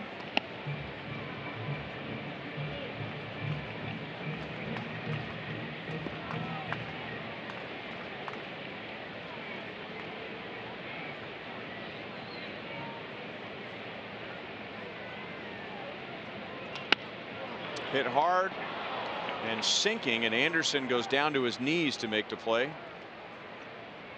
So 2 hard hit outs for the Royals in the 5th. Let's go to Joel. Ryan, you were talking before about Rick Renteria back home in Austin, Texas, after the passing of his mother. So former Royal Joe McEwing filling in. Joe said that as a utility guy, he could always relate to every guy in every moment. Hud can relate to that. He said he'd always try to think along, ask questions. He realized back when he was in Double-A as a player that he wanted to manage one day. I asked him what he learned during his 1 year with the Royals. You learn from managers, and Ryan, you'll remember, he had 3 managers that year. Tony Pena, he was fired, Bob Schaefer, and then Buddy Bell. And he said you understand that sometimes you're hired to be fired. You control what you can control. You can't worry always about the wins and losses. But from Tony Pena, he said, he played winter ball for Pena in the Dominican, and it was Pena that really helped get him to Kansas City. And Buddy Bell was instrumental in bringing him into the White Sox organization, which began his coaching and managing career. Out to Thompson in right field to make the play. So he not only learned from those guys, but those guys helped him get jobs. Yes, good for him.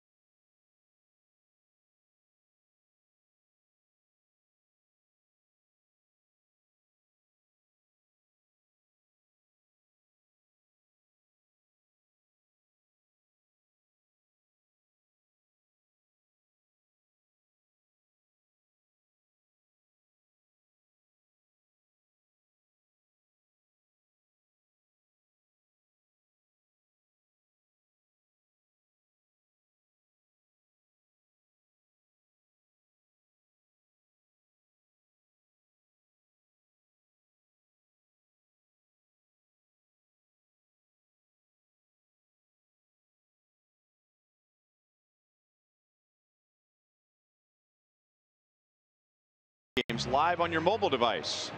Download the Fox Sports Go app, log in, and stream the Royals. It's presented by T-Mobile.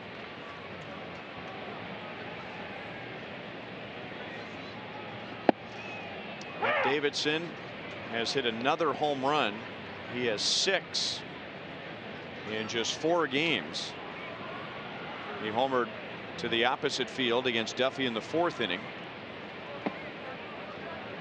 And if you weren't with us earlier, that ties a record for most home runs by an opponent at Kauffman Stadium in one season, and we're not even done with April yet. And he had a 3-1 count when he hit that last time up, and he probably had a feeling with his success and also with his success off of Duffy coming into tonight's game 3 for 7 that he was not going to get a fastball, and he got a breaking ball, but it just stayed up. There was one defender on the right side, and Davidson hit it right to Lucas Duda, 1 away.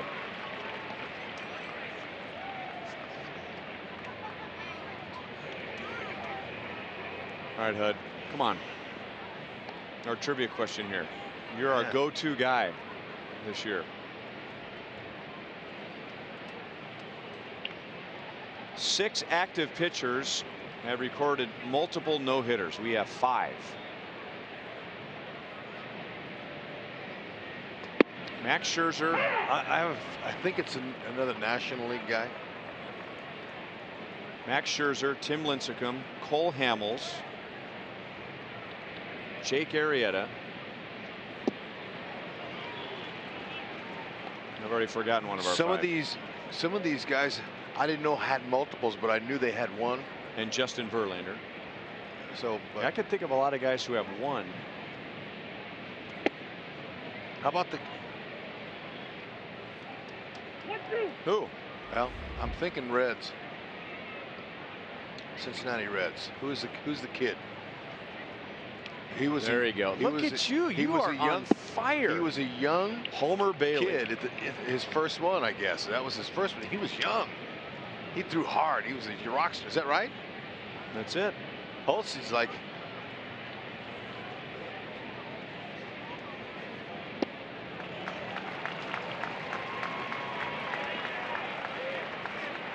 That is Duffy's second strikeout.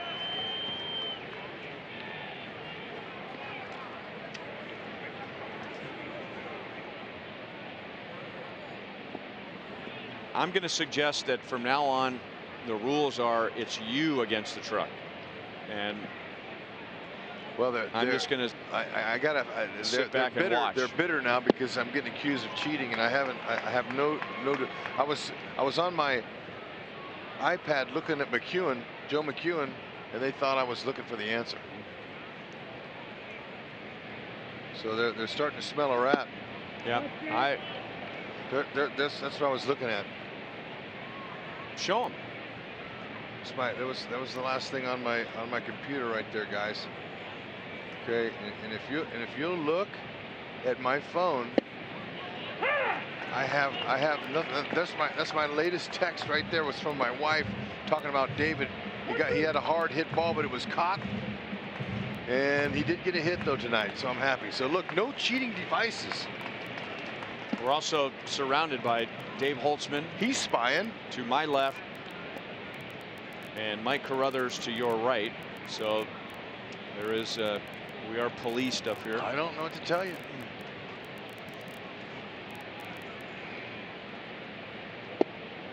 Three and two on Trace Thompson. Duffy is at 104 pitches. Kevin McCarthy 105 pitches for Duffy. Kevin McCarthy's ready to go in the Royals bullpen. Thompson strikes out. Duffy has set down the last 7, but he's up over 100 pitches. At the end of 5 1/2, the White Sox still lead 4-2.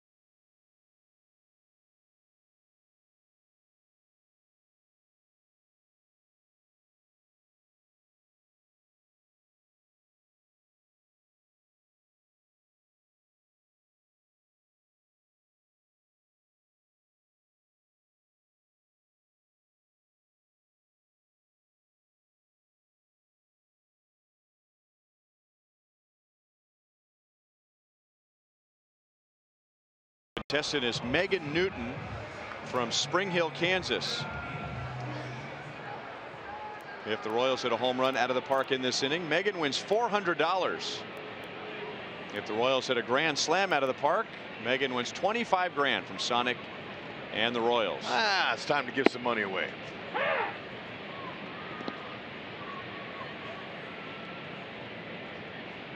John Jay, Chesler Cuthbert, and Alex Gordon are coming up.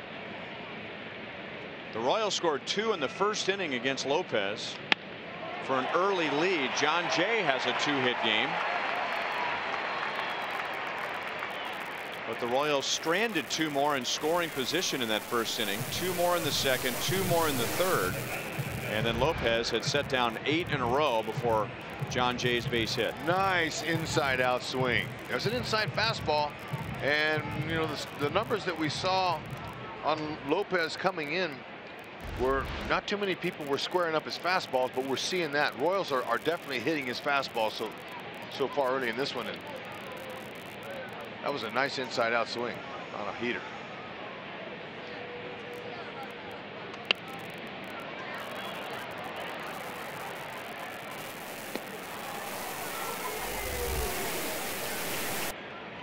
Chesler tonight has come up twice with 2 men on base and is fouled out to first and struck out swinging.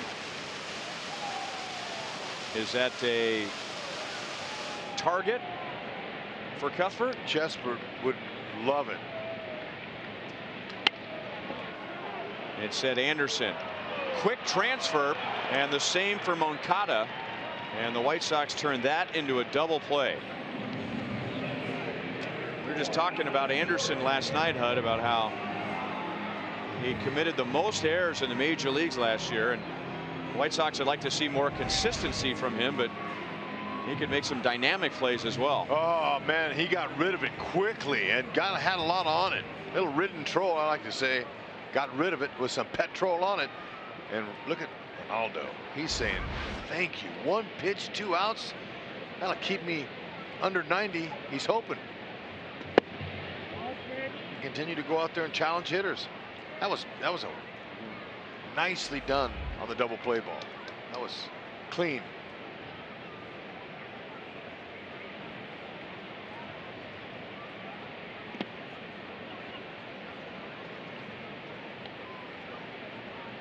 Two 2-0 on Alex. He is grounded to first and flied out to deep left. Remember that shot he took last night on his back leg? Looked like in his knee. It hit him right on the VMO. That's the muscle that's right next to the knee that holds the kneecap in place. VMO. And he said it hit him right there. And there's another one. How about that? Wearing it.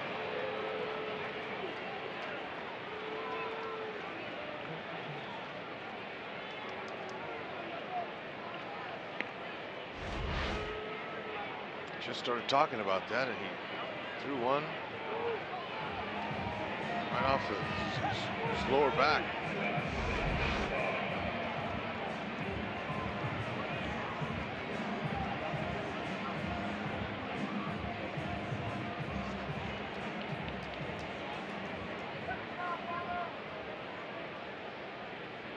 That looked intentional, and well, I'm trying to run through my mental Rolodex and figure out why that may have been intentional. I don't either. I mean, I don't know. I mean, he missed by a lot, that's for sure.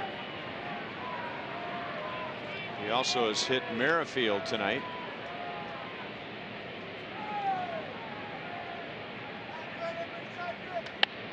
Heskey pops it up, and it's Abreu bringing it down. So a hit, but the White Sox get a big double play and a hit batter. And Lopez is stranded 7 tonight.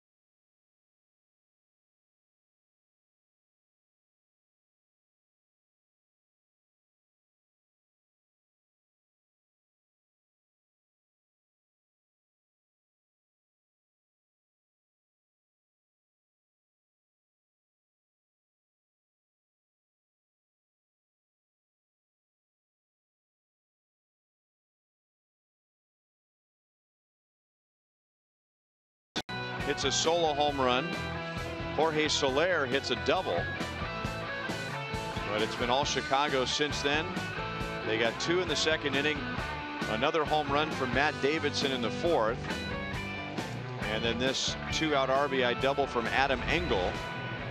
And they lead 4-2 as the Royals turn the game over to their bullpen, and Kevin McCarthy will come on. Chevy called to the bullpen. McCarthy appears for the 7th time this year. And he'll pitch to Garcia, Engel, and Anderson.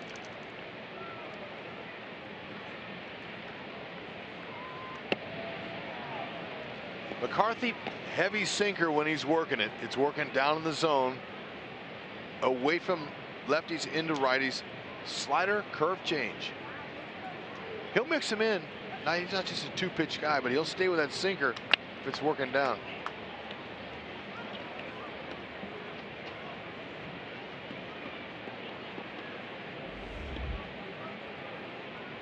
Garcia had been a slumping hitter when he batted in the second inning. Hitless in his previous 15 at-bats and only 2 hits in his previous 24 at-bats, and got an RBI triple, and now he has a 2-hit game.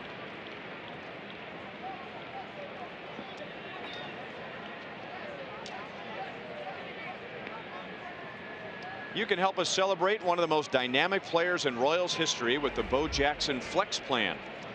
The plan gives you the ultimate flexibility with 16 ticket vouchers to use during the remainder of the season. Download the MLB Ballpark app to pick and choose which remaining games you want to attend. For more information, go to Royals.com/Bo.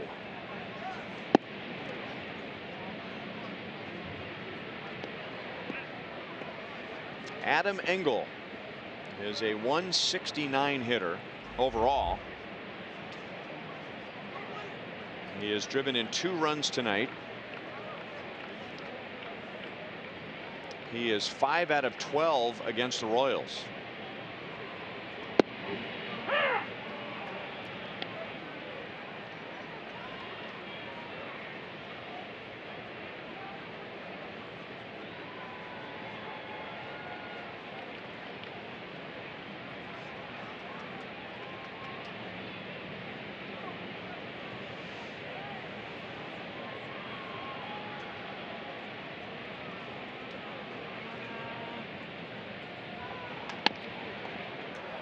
Witt steps on the bag and turns a 4-3 double play. Got to have quick feet and know exactly how to stop and start them. That's for sure. When you're playing out of position like this on a dead pull overshift, you had to catch it, stop it, go, and then throw on the run. Nicely done. Talked about the strength of Whitley's arm. He's able to use it there and throw and tag the bag in one motion. That'll help McCarthy. That's exactly what he wanted to do.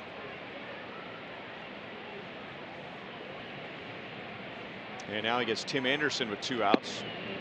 Kevin McCarthy made his big league debut in September of 16 at Chicago, and the first man he faced was Tim Anderson. Got him on a ground ball to third. That was the only guy he faced that night, and there's a ground ball to third. The very next night, he came on and faced 1 batter and struck out Tim Anderson.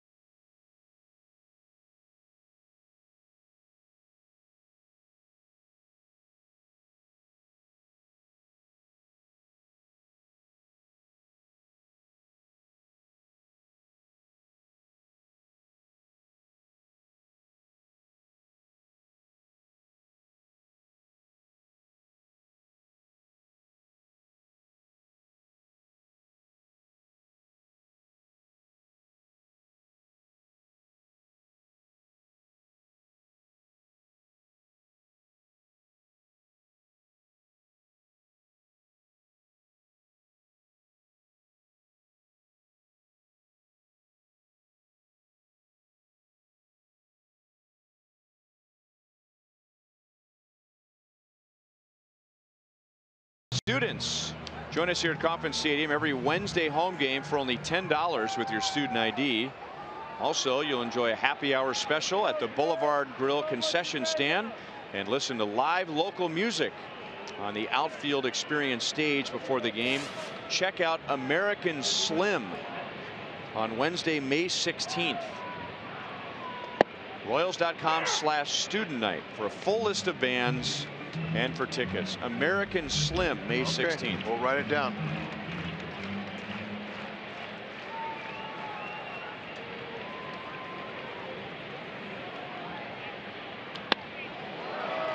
Moncada tried to slide and backhand at the same time. And Whit Merrifield has his first hit. And Mike Moustakas comes up with nobody out, representing the tying run. They're staying in the middle of the field right there. And they play Whitley straight up. Although Moncada was a little bit just playing to pull there. Tough backhand, though, to make.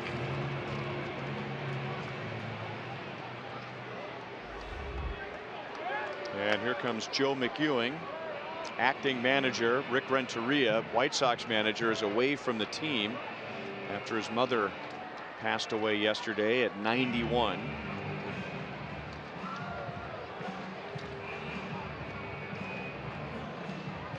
Lopez has thrown 92 pitches, and he's pitched well tonight, other than getting into trouble in the first inning. And Joe looks like he's going to leave him in. I like that.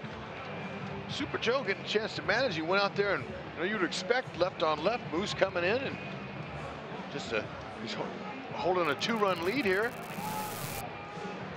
DH, Moose. Let's see right here. Jeep driving the game, opposite field bomb. It's a beautiful thing, man. That ball was well struck and hit well.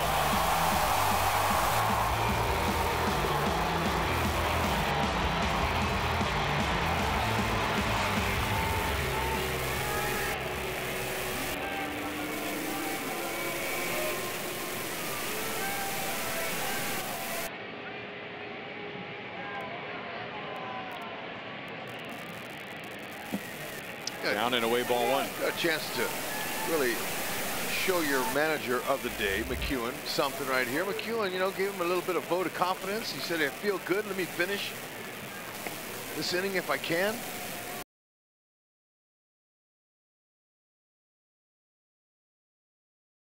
Moose can make him pay for it.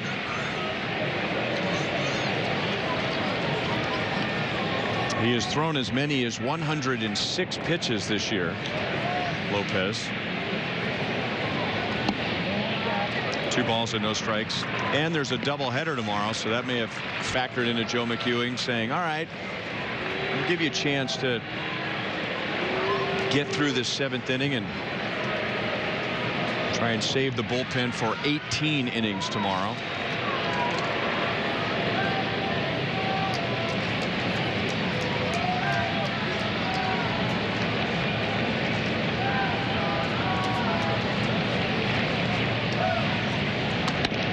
Back through the middle. 2 on, nobody out.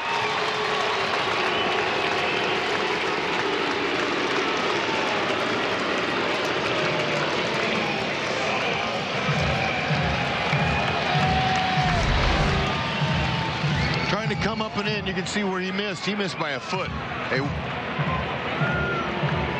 Catcher Castillo was setting up in. Moose was able to get a big piece of it. There's no way Whitley could advance to third base because Engel, the center fielder, is just so aggressive. He plays shallow, but man, he attacks the ball whenever it comes at him. He's at full speed.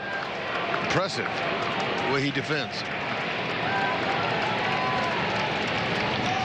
Salmi swung at the first pitch. The last time up, he hit a line drive shot because he got robbed. And that's hit well to center, but Engel races across center field. Merrifield will tag and go to third. Didn't sound like he got all of it. He got enough of it to get the crowd out of their chairs, but that ball just kind of flamed out once it got it on the right center field. And now Joe McEwing's going to go to the lefty Aaron Bummer with Lucas Duda coming up. Chevy call to the bullpen. Royals are down by 2 in the 7th. A quarter pound.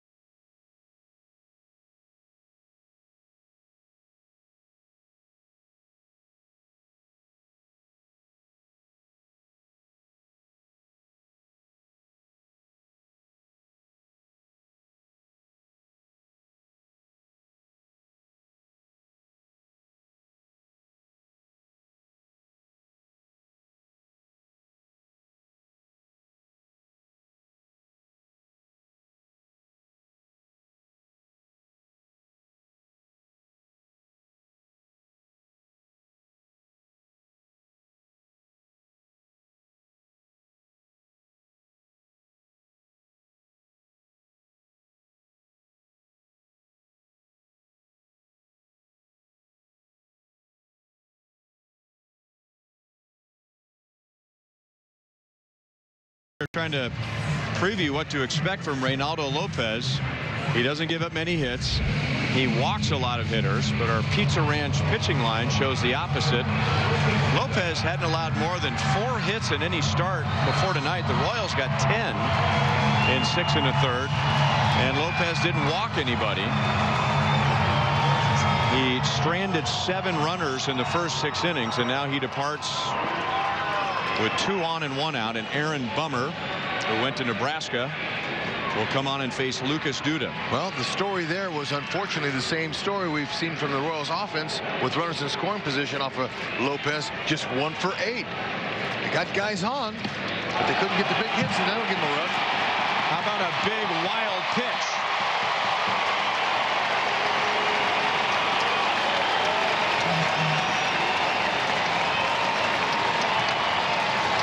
They'll take them any way they can get them. It's going to go down as a pass ball, which is a tough pass ball. I think it was down in the dirt. Yeah, Castillo went with a backhand play. You know, he thought it was going to stay up enough to where he could glove it, but it didn't. Bummer, hard fastball, mid to upper 90s, and he's got a breaking ball. Breaking ball upraised. It's hard. Everything's hard.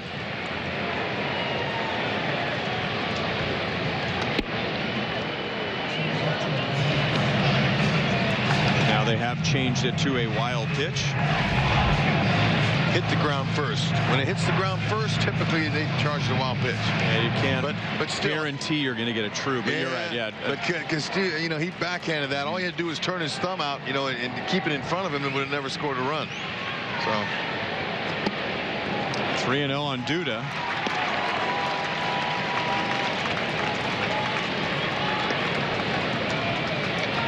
Jorge Soler is on deck, and Nate Jones, a right-hander, is warming up in the White Sox bullpen.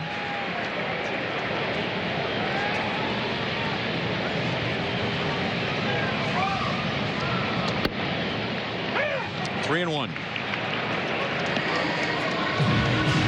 Royals get their first run since the first inning when they led 2-0.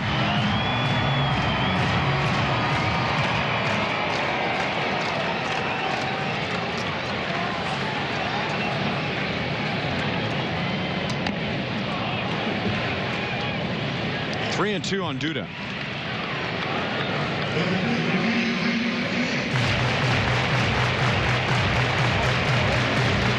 There's Nate Jones, who allowed a run in the 8th inning last night.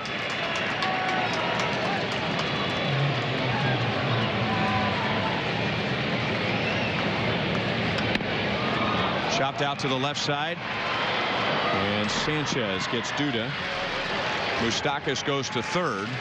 And here comes Joe McEwing up the steps.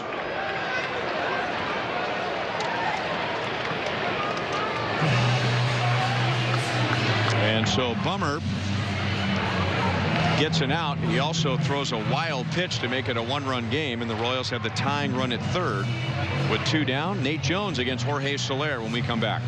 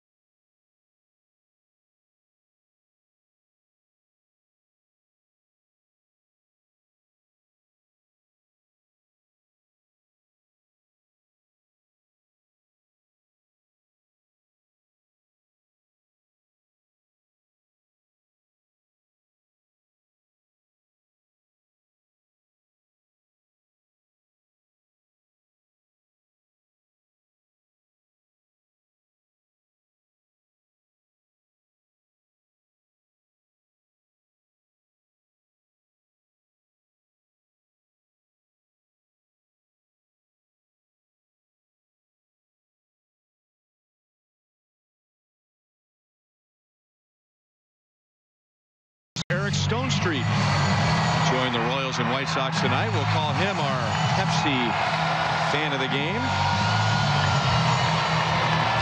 Born in KCA, Piper High School, K-State.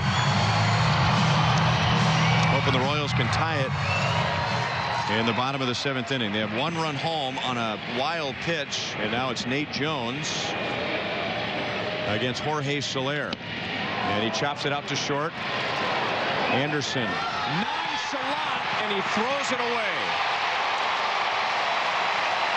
And the Royals tie it on a wild pitch and a throwing error. And there you go, Hud. He's made some great plays on defense, but that was about as routine as it gets for a big league shortstop, and he got a little nonchalant. Yeah, and you know, Abreu did all he could. And that is a gift that the Royals will gladly take.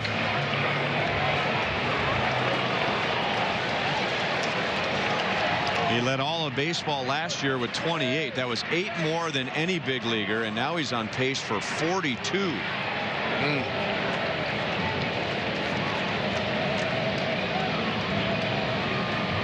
So runner second, 2 down for John Jay. Capitalize here. Remember Detroit? We were talking about a bloop and a break. Right. And Nico Goodrum. Instead of a bloop and a blast. Yep. Well, been a wild pitch and an error. 2 breaks for the Royals to tie the game in the 7th. He didn't look firm. Nate Jones, 6'5", 200 pounds. He's got a good fastball, mid to upper 90s, 12-6 hammer curveball, and a change. Mainly throw that changeup to left-handers.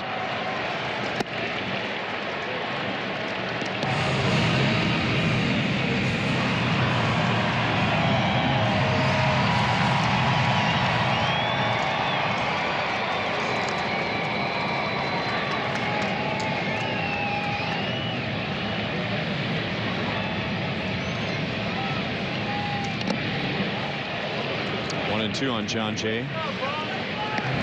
If he could do it again, would Anderson get him to slow down and set his feet and throw over to first base? That didn't seem to be a wrong foot type of a play. No, you know what? A big league shortstop can make that play. He just whipped the throw. He held on to the throw too long. his timing wasn't good with his feet, and his arm swing was a little long, and he didn't have a good timing with the throw.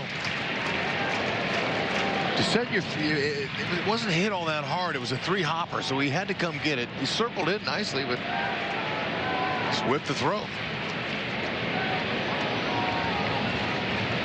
Well, the Royals made the White Sox pay for an error in the first inning when Abreu dropped a foul pop-up from Soler, and then Soler drove in a run with a double on the next pitch. I mean, the degree of difficulty, don't get me wrong, that's not an easy play, but a shortstop can make that play, and a big leaguer.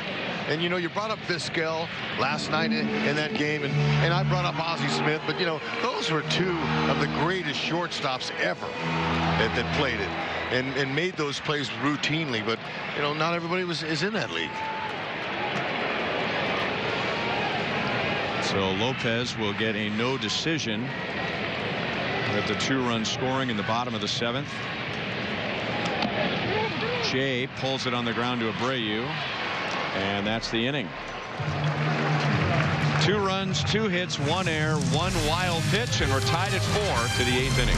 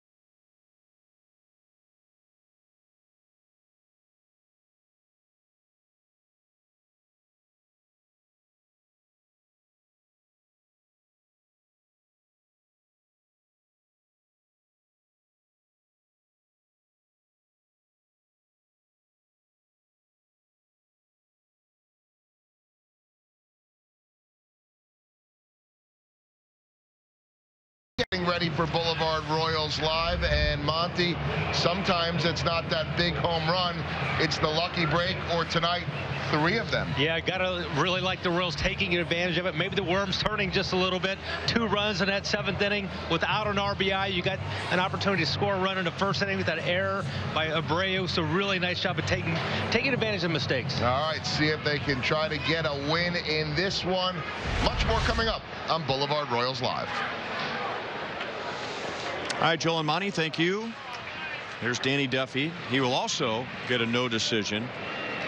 And the Rule 5 righty Brad Keller gets the 8th inning in a 4-4 tie. And he'll get Sanchez, Abreu, and Castillo. Danny Duffy went 6, giving up 4. Kevin McCarthy tossed a scoreless 7th inning. A little bit low, according to home plate umpire Sean Barber. 1 ball, 1 strike. Big spot here for Keller. Come in, throw strikes, get the job done, move it on to the next reliever.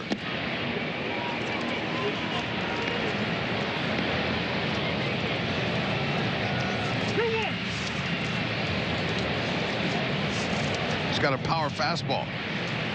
Low to mid-90s. Slider change.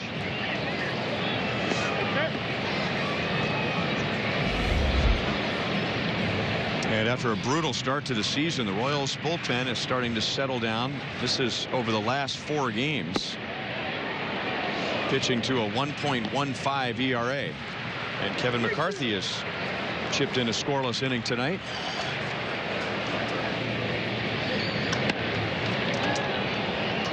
Alex fades back in left field. 1 down in the 8th inning. Exactly what you want to do. Attack the strike zone down low. Use that defense. 2 games tomorrow. Our coverage on Fox Sports Kansas City begins at 12:30 for game 1 and 6:30 for the nightcap.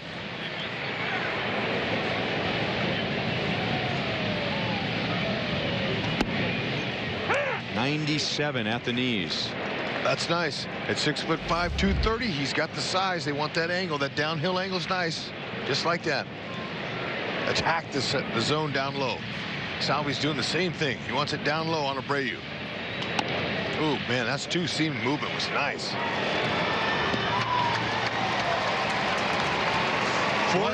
A four-seam fastball's designed to stay straighter. The 2-seam has a little run.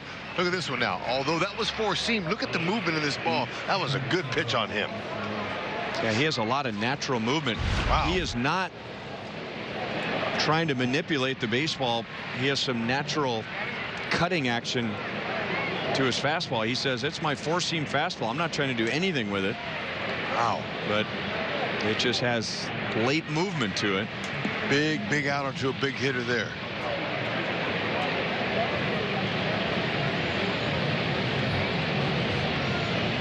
Wellington Castillo with 2 down.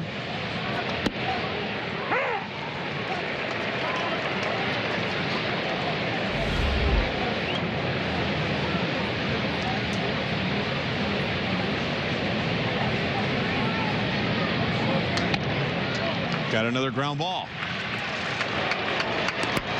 A 10-pitch, 1-2-3, 8th inning for Keller. Nicely done.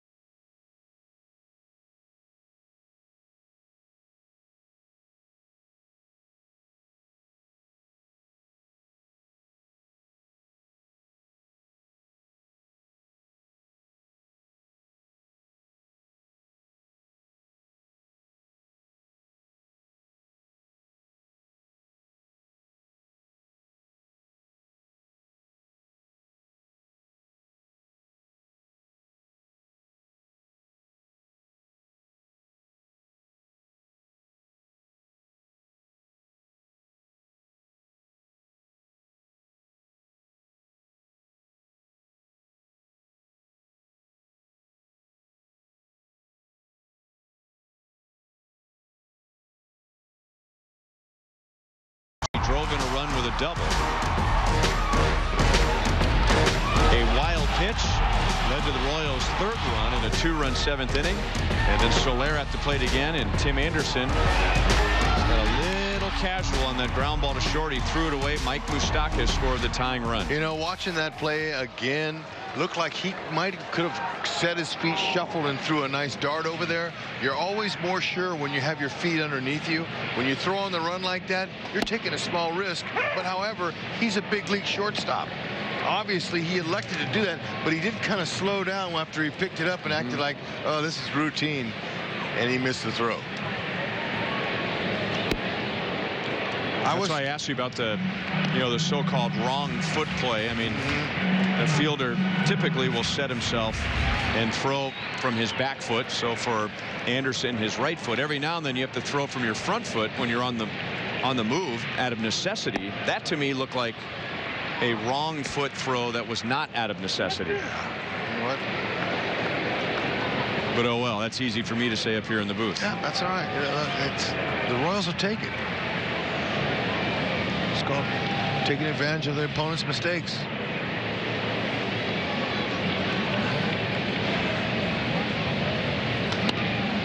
Cuthbert grounds it to Sanchez.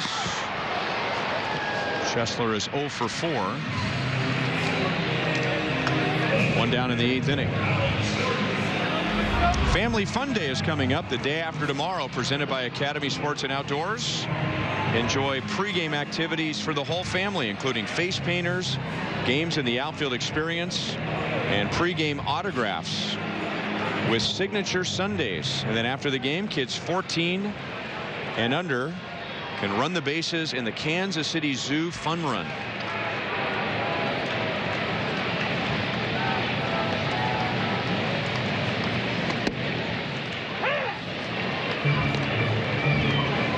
White Sox, by the way, with 2 errors tonight. They have 21. That is the second most in the American League.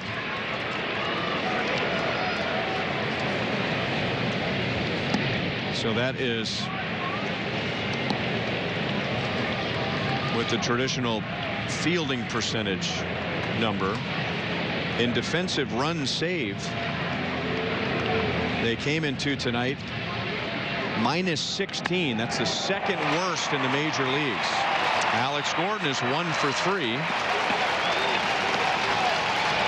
And just to finish the thought, last year the White Sox had the second most errors in the American League to the A's. We saw the Royals win a World Series by taking advantage of their opponent's miscues, and so look, and you never heard the Royals saying, oh, we got lucky. Press your defenses, put the ball in play, and that's a big part of their offense. Even though it hasn't worked, the hits have come. They got 11 hits, but they were just 1 for 11 with the runner in scoring position. But they're in this game. They have a chance to win a game.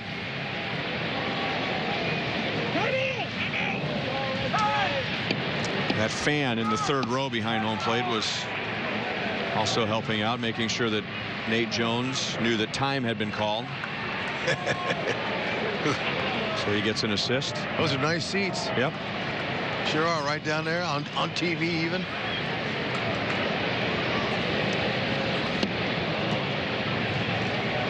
Oh and 1. Escobar singled back in the 2nd inning. He is 1 for 3. Escobar drove in a run last night against Nate Jones.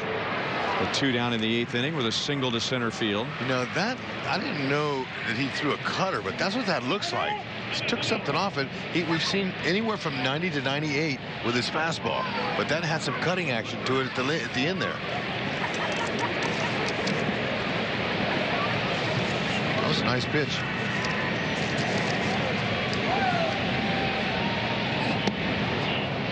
Back with the same pitch. 0-2.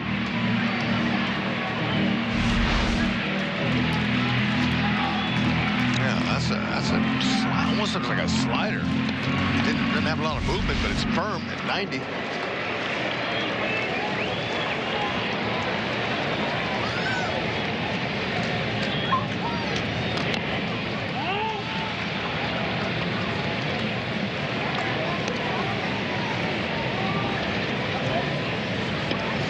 The Royals scored 2 in the 1st inning. The White Sox scored 2 in the 2nd and 2 more in the 4th. And then the Royals got 2 unearned runs in the 7th.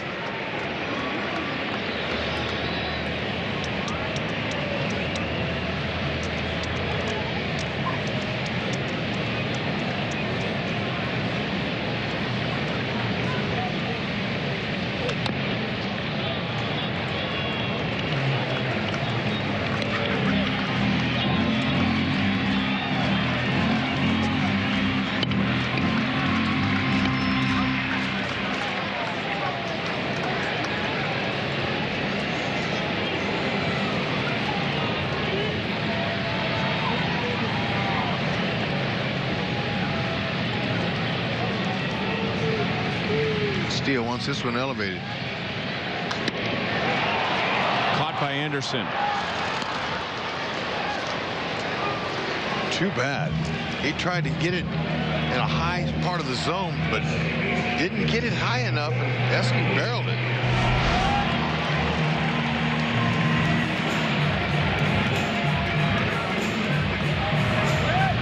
Alex is able to freeze on the liner. That's what they tell you. Mitch Meyer, that's the coach's job. Let him know what to do. Give him a little verbal reminder, even though most base runners know what to do. It's freeze on the line. 2 outs, go on anything. Anything hit.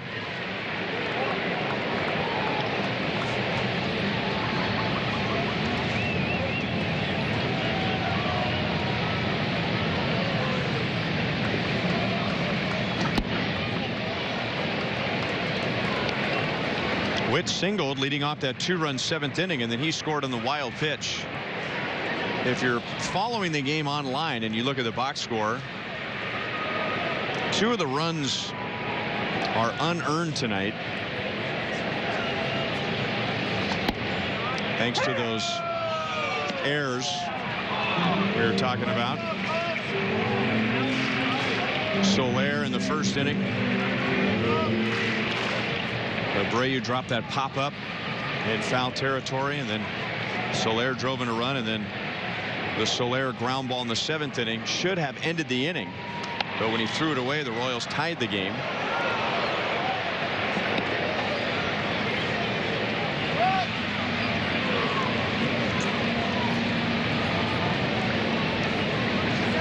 The White Sox have averaged 108 errors the last 5 years, all of which have been losing seasons.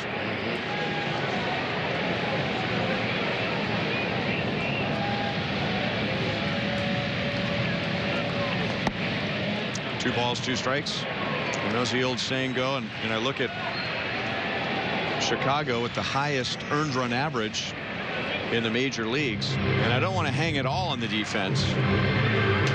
But what's that saying?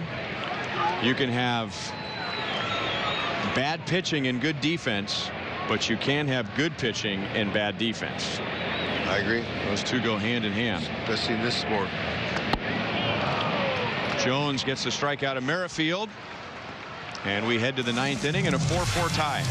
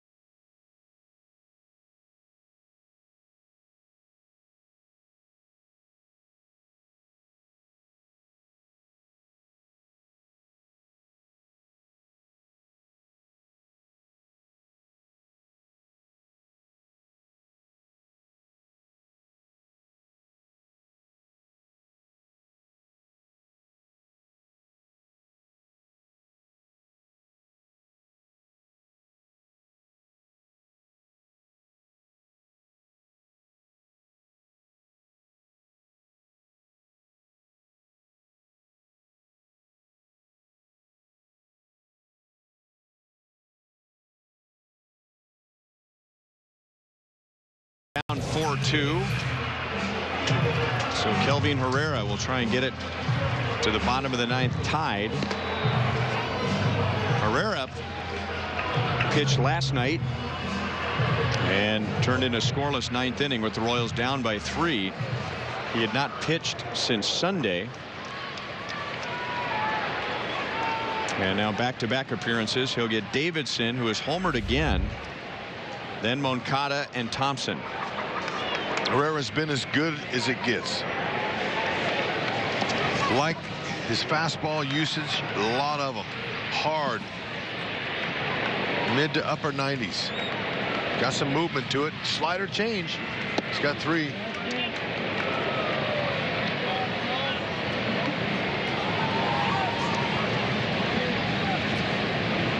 Herrera has faced 27 hitters and has retired 23 of the 27. Jammed him. Davies is 1 for 4, 1 down in the 9th inning.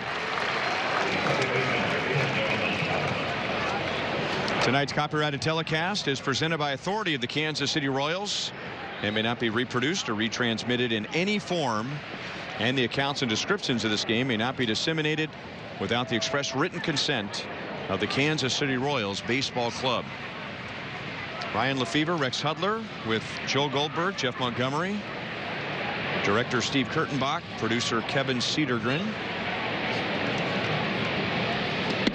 Moncada swings and misses at a changeup. You know, the idea of a closer like this pitching on your terms and under control, and I have control, that's the way Herrera's pitched this year. Every time he's gone out there, he said, you know what, wait, you're going to hit my best stuff.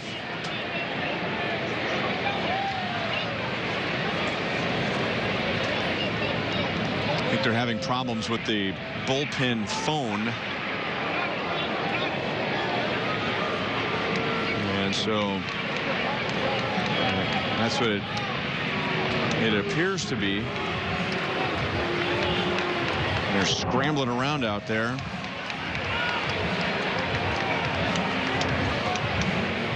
Trying to figure out who's supposed to be warming up.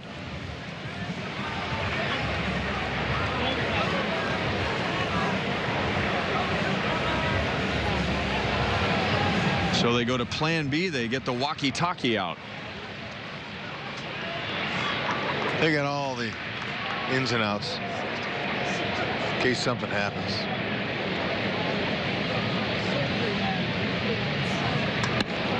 Moncada drives it to center field. John Jay is there. And there are 2 down. Now, most minor league ballparks now are pretty high tech. But I remember in the minor leagues, when you didn't have phones, the pitching coach would have some sort of a sign for every pitcher when he wanted to warm him up. Oh, yeah. And I've even seen it, it's been a while now, but I've even seen it at the big league level where when the phone goes down, they still can use the signs to, you know, maybe they'll grab an ear, or, you know, or make some sort of a gesture that relates to one pitcher, then he knows it's time to warm up. Yeah, like, you know, how did they do it before phones? You know, we came in just like that. If the guy's a little bit big, maybe a little portly, they might go, hey, you know, make a circle of round. We want the round guy out there. We want the tall guy. We want the skinny guy. There's all kinds of, you know, baseball revolves around hand signs. Tim Hill would be an easy one. You could just do a little sidearm lefty motion, right? Exactly. You know, to warm up Tim Hill. Yeah. And as much downtime as there is, nice breaking ball there. As much downtime as there is, they have time in the clubhouse to sit there with the pitching coach and the bullpen coach and say, look, if I want this guy, I'm going to do this. So, you know, they can get that all down. So much time in the game. Herrera looking good.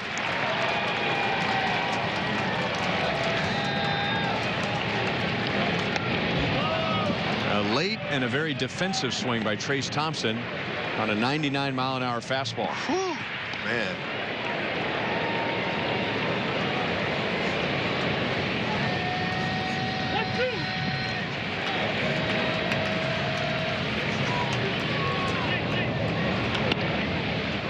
That is a fair ball, and Cuthbert throws high, and Duda reaches up to get it.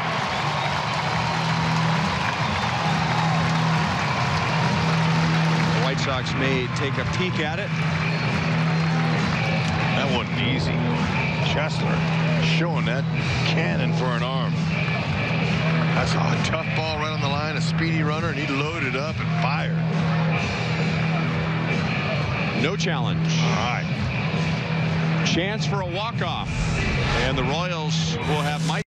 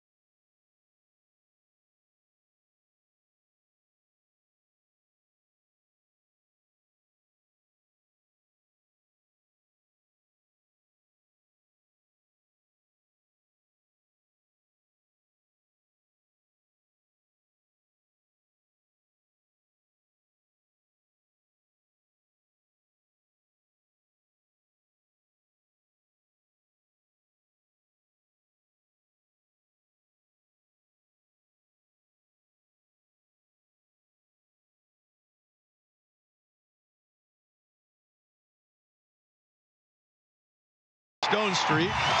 They just showed a video up on Crown Vision with his Modern Family co-stars pumping up the crowd, and then they immediately cut to him in the Crown seats, and the crowd went wild. So he got out of his seat to get the crowd into this bottom of the 9th inning and see if the Royals can win it against Luis Avilan. Oh, that was fresh, especially with Stone Street here. Oh man, this is good. Something good's going to happen for the Royals. They're due. Avilan, 5.14 ERA, 8 strikeouts. He's got a fastball, low 90s, mid 90s, 4-seamer, curve change. He's going to try to break the ball away from Moose.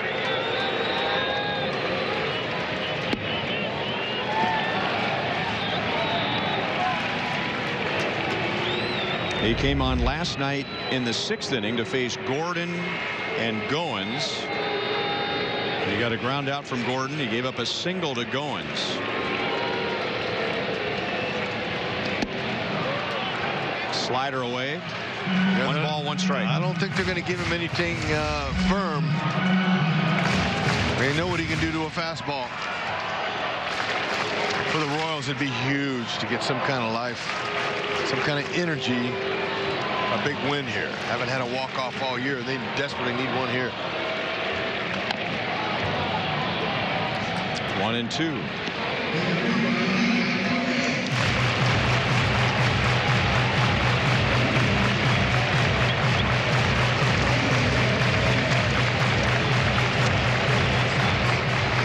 Avilan was part of that 3-team trade during the offseason, which involved the Royals, the White Sox, and the Dodgers. He went from the Dodgers to the White Sox. That was a deal that sent Scott Alexander to LA. The Royals, among others, got Trevor Oakes, a right-hand pitcher from the Dodgers, and he will make his big league debut tomorrow during the day-night doubleheader. That'll be fun to watch. Moose can somehow get on. Got Almonte to run. He's a good runner. That's right. He's going to try to get Moose to swing out of the zone. McEwen has a right-hander down in the bullpen for Salvi.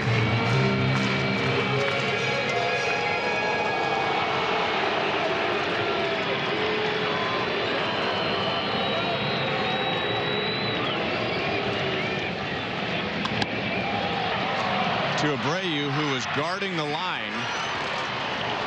1 away.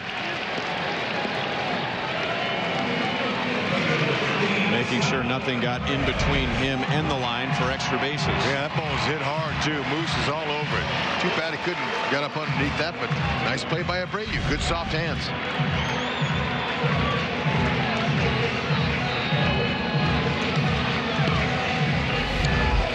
With a left-handed Duda on deck, McEwen looks like he's going to take his chances with Salvi. Might see a few more change-ups to the right-hander. Goes away from him.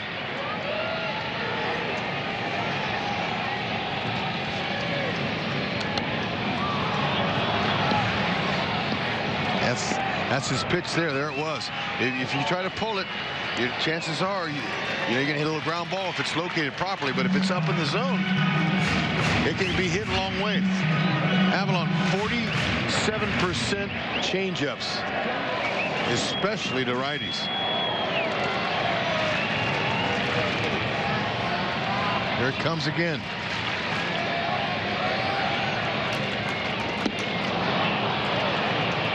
Salvi's telling himself to calm down. Yeah, he so much wants to be the hero here and to be able to counteract that energy. He's going with a changeup.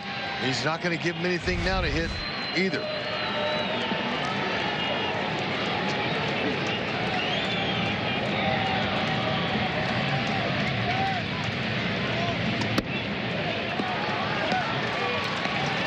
One and two.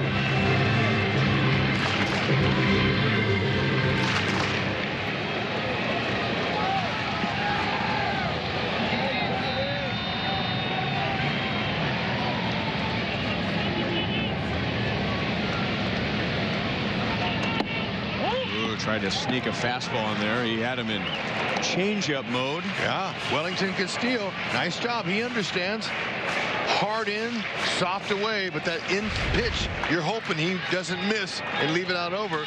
This is a veteran pitcher, Avilon, who's pitched for the Braves and the Dodgers. He knows how to pitch a righty, no doubt about it.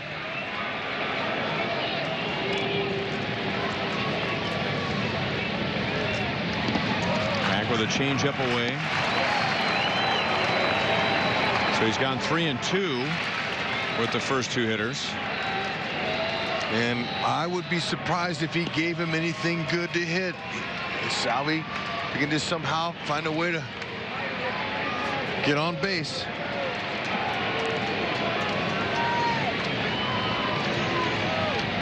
Ned has some good speed in Almonte there in case he wants to go there.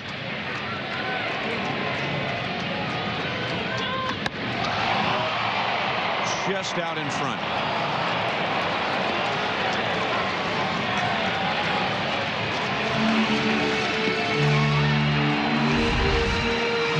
Change up again, but this one here drifted back over the middle.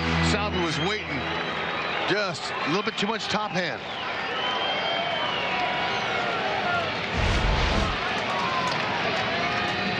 Six pitches, 5 of those change-ups. Going to come back in with a heater here, in off the plate, see if he can jam him.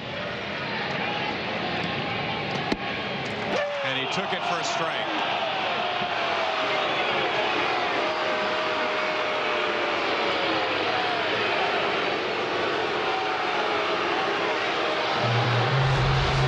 Oh, good pitch by Avalon.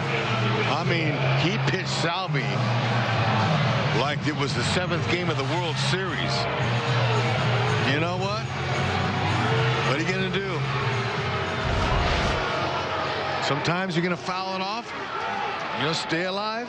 Take a chance when a pitch is that close that, you know, take a chance. Lucas Duda has 12 at-bats against Avilon. And with a walk, 13 plate appearances. So he knows what to expect, and he was going for it all.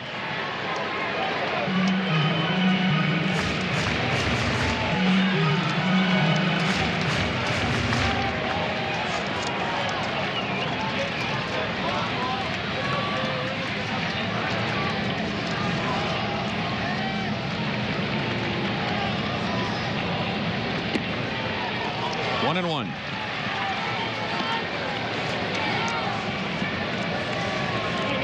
Avilan spent the last 2 years with the Dodgers and pitched in the Division Series and the Championship Series 2 years ago. He did not appear in the postseason with the Dodgers last year.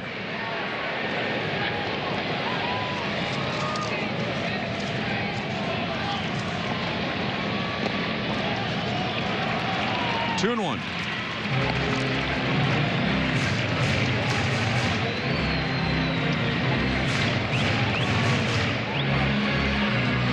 He also appeared in the postseason with the Dodgers in 15 against the Mets. And I'll bet he came on to face Lucas Duda. That's right.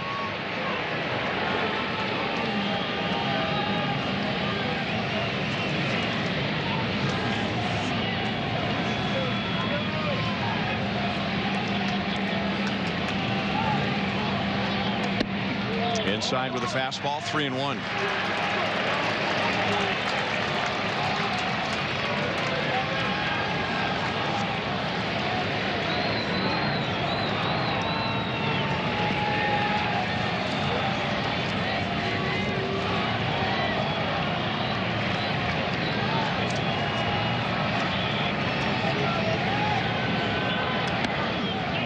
Jammed him, and it's the easiest play for Avilan.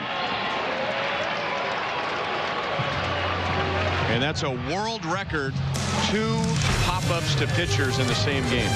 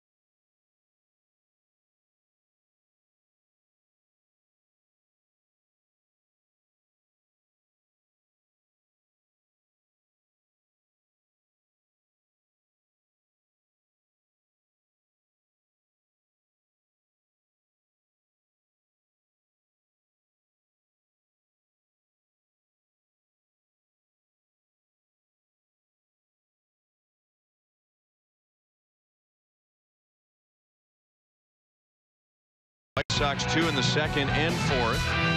Royals tied the game thanks to a wild pitch and an error in the bottom of the 7th inning.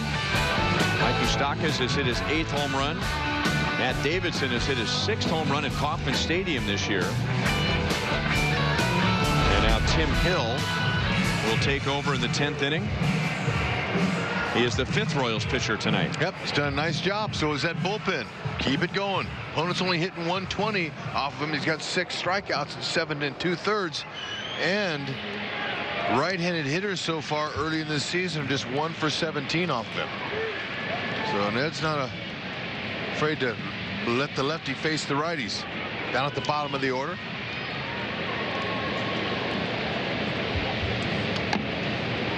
Chop foul by Leury Garcia. Tim Hill made his big league debut on opening day against the White Sox. And the first hitter he faced was Leury Garcia, and he hit him. That'll be a good story for the grandkids someday. I remember seeing that. Salvi wants that corner spot there. Witt goes into a full pivot and throws out Garcia, 1 down in the 10th. Okay, you know, we saw that play that Anderson made it shortstop. It was an error. He made the play on the throw. Now it's from shortstop on the run. Watch Whitley stop himself. Shuffles his feet, makes a better throw, a little more control. Now granted, that's on the right side of the diamond. The throw's a little bit easier to make there, but that's what I'm saying is that you have more control when you set your feet.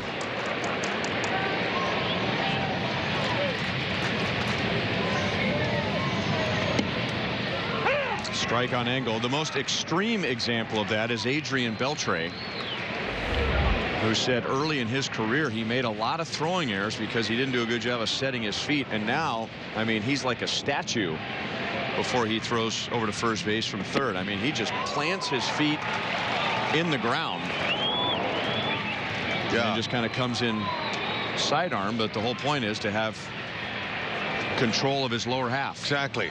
I had a play one time, it cost the game, and it was a spring training game, and it was with the Orioles, and I was new to the team, and this was Earl Weaver's last year that he was managing, and there was a double steal. I was playing second base. There was a runner on third. The steal guy goes from first to second. I come in to catch the throw from the catcher, and the winning run's coming home. I caught the ball, and on the run, I threw it, and it whipped the catcher. Game's over. We get in the dugout, and Earl just lambasted me and just yelled at me. Good pitch there on the outside of the plate. And he goes, "Set your feet before you throw. If you ever lose a game for me again, I'll send you so far back you'll never see the light." In front of the whole team. And I sat there, kept my head up, but that told me, look, set your feet. You have more control. Had to learn the hard way, but I've been yelled at before. It's no big deal. Good pitch. This is one of the reasons why Ned brought him in a situation like this. They can count on Hill. He's done a fantastic job. Royals pitching has really steadied itself tonight. Danny Duffy didn't have a great overall line. He gave up 4 runs in 6 innings, but he retired the last 7, 8 of the last 9, and now Royals pitching has retired 17 of the last 18, and it's 0-2 on Tim Anderson. He's got a lively fastball, that's for sure. Now, it's not one of those blazers, but it's tough to pick up. All 7 of Hill's strikeouts this year have come on fastballs. He climbs the ladder, throws a little riser. Got a man there. Sprints back. Oh, it's over his head. Anderson can really run, but he'll check in with a 2-out double. And you know that feels good. It was his throwing error with 2 outs in the 7th inning that tied the game at 4. That's away, and he went with it.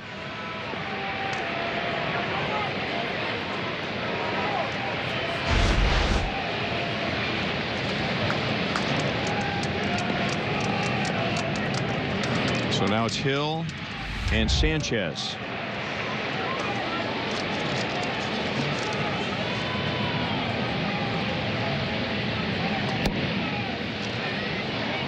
Salvi liked that location, trying to keep it down and away to Sanchez. The White Sox, just like the Royals, have had their problems this year hitting with runners in scoring position. And Sanchez has been an exception. He's hitting .360 with runners in scoring position, so that's 80 points better than his overall batting average, and that's why he's hitting in the middle of the order. 1-1.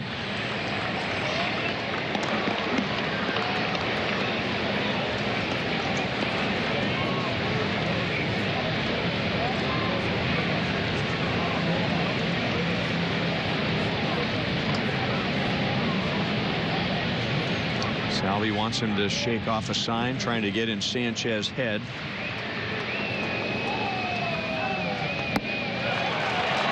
Two.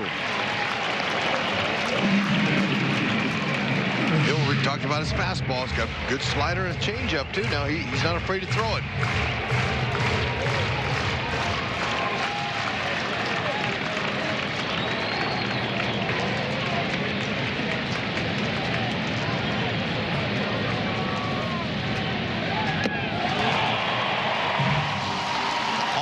his strikeouts have been with his fastball. He gets 2 more in the top of the 10th inning. Penn doing the job. Getting the Royals an opportunity here to walk it off.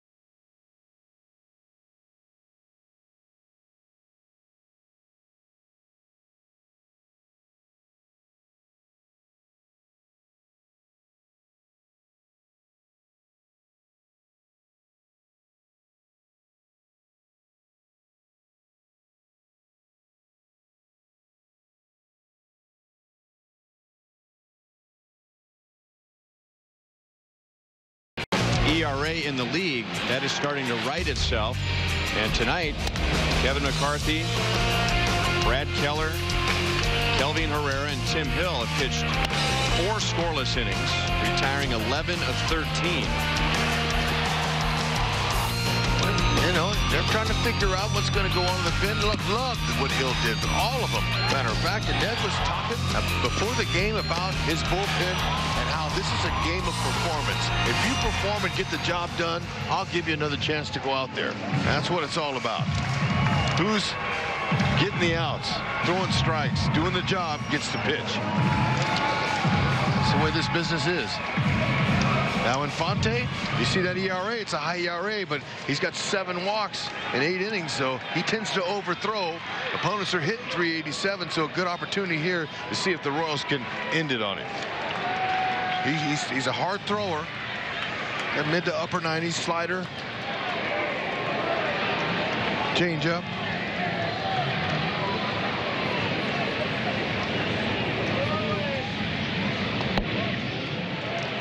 Down and away to Soler, who has 2 more hits and an RBI tonight.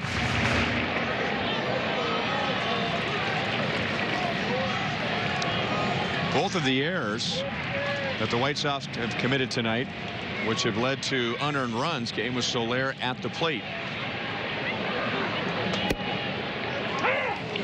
1 ball, 1 strike. There's a hanging slider.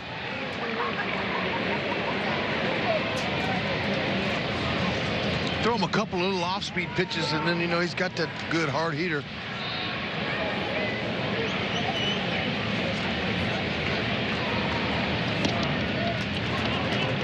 Infante not happy with his footing after that last pitch, so he does a little grounds work in front of the mound. Pitchers aren't going to be very effective if they're like an infielder, don't have their footing. Right.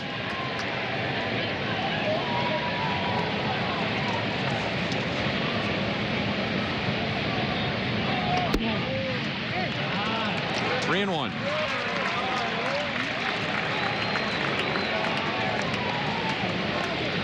Soler, Jay, and Cuthbert. Ed Yost also has Almonte, Goins, and Butera on his bench. Yep.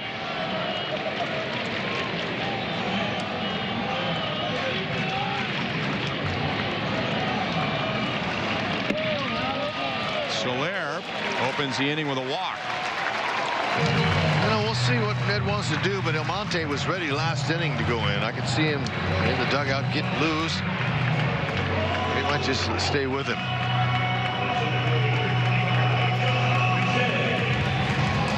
Jay here.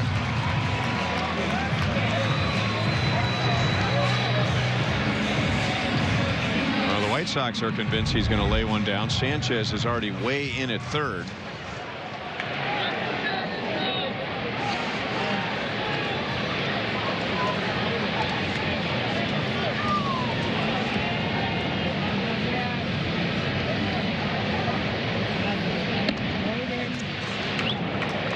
He's having a tough time. I could say throwing strikes. He's having a tough time right now coming close to throwing strikes. And Hud was telling you about the walks. Yeah. Make it 8 walks in 8 innings. Yeah. And 12 hits. That's right. So looks like he's not very confident right now as everybody's converging in there, acting like there's some footing issues there on the mound. Jay squaring around to bunt. Probably is going to get a lot of fastballs. Those are tough ones to get down. Sliders, breaking balls, changeups, they all move down, and it's easier to bunt the top half of the ball. That's the reasons why they throw you fastballs in a bunting situation.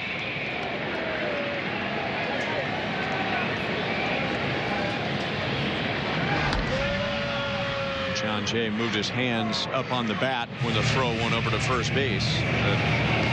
Infante, I don't know if he's necessarily trying to pick off Soler. He just wants to know, is Jay going to bunt again? Yeah, they'll do that just to see if the hitter will show any tendencies. And sometimes a hitter, he might get the green light to swing, and he'll act like he's going to bunt. Just to trick him, play a little mind game with him. We'll see. Not bunting. Yeah. And swinging and missing. 1 ball and 1 strike.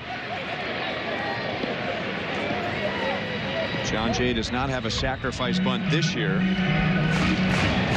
He had 3 last year for the Cubs and 45 in his career, which goes back to 2010.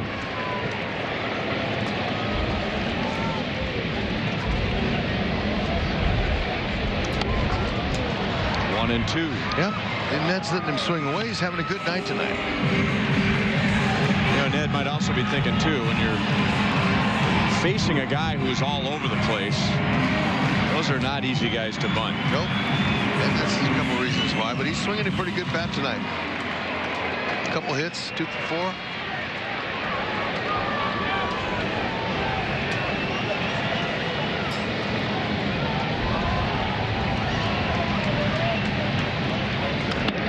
Back through the middle, but Anderson is right there.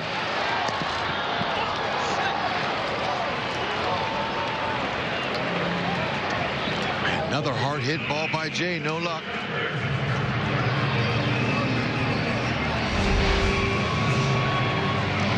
Coleman hit it right to him. Came right up to him. The hop.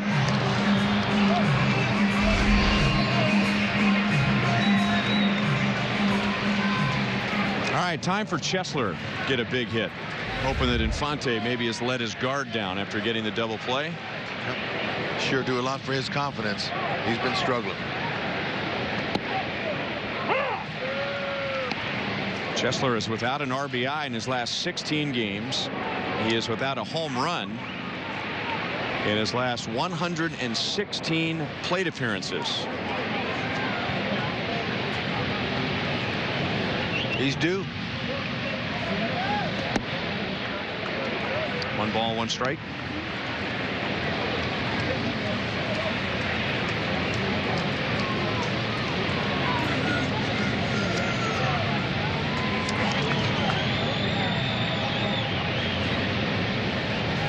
Chesler's 1 for 1 with a double against his pitcher. Fair ball just inside the line. Sanchez throws in time.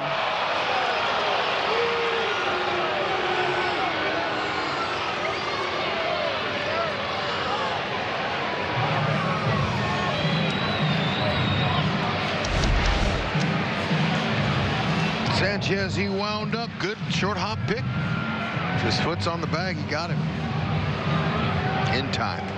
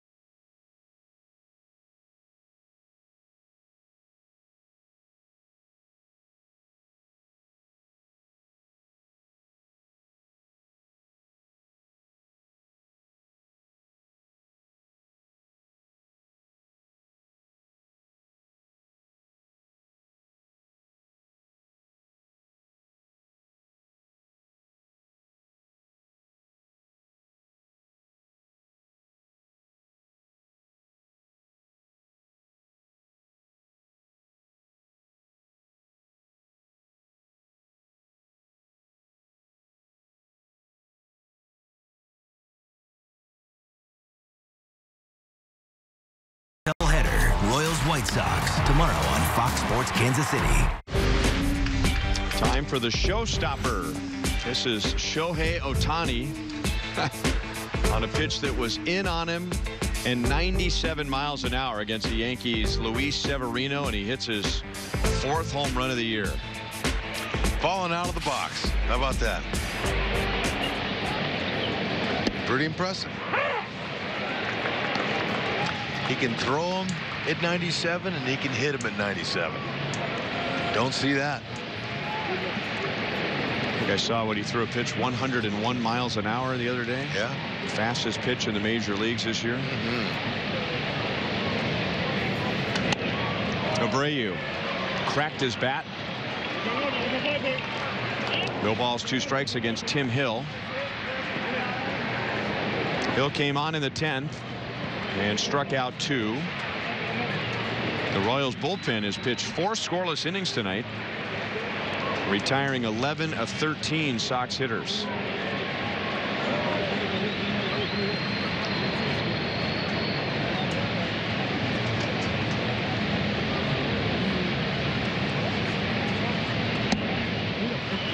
One and 2 on Abreu.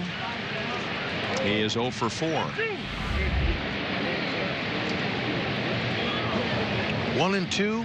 That's a good miss. Cal Eldred was talking about these young relievers that are up here for the first time have to know when to throw a ball and when to throw a strike. And that's good. He's keeping the ball out of the zone. When you're ahead of the hitter like that, you can throw him out of the zone. It's a tough thing to learn, especially when you're facing big-time hitters like Abreu and the game's on the line.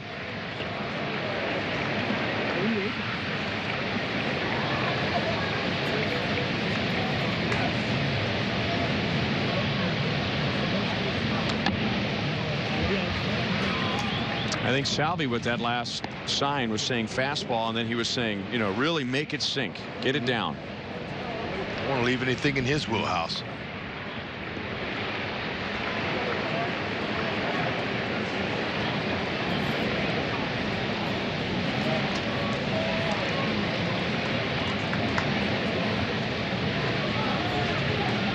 Same thing, get that thing down. Salvi puts a target just above the dirt. That was an awkward swing. Abreu looked like he just undid his back, man. That was wild. Wild hack.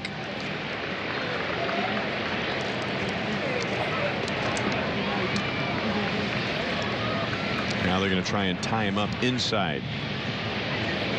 And again, the target is way down. It's out over the plate and over Merrifield. So Hill didn't quite get it to where Salvi wanted it.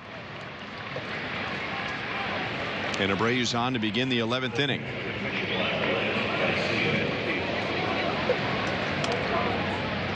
Yep, that's what that hitter waits for. Look at Salvi. He's down and in.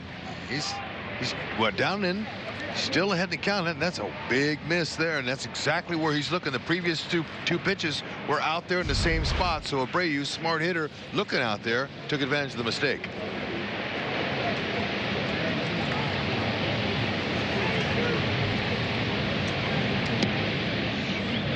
And he's missing out there consistently.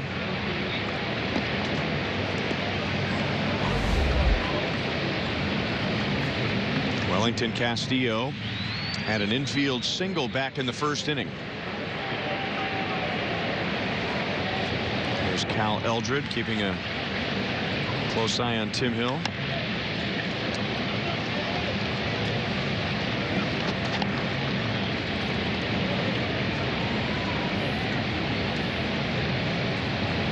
One thing that comes up about coaches, and in particular major league coaches, is their ability to relate to different players depending on where they are in their career, what's happened in their career.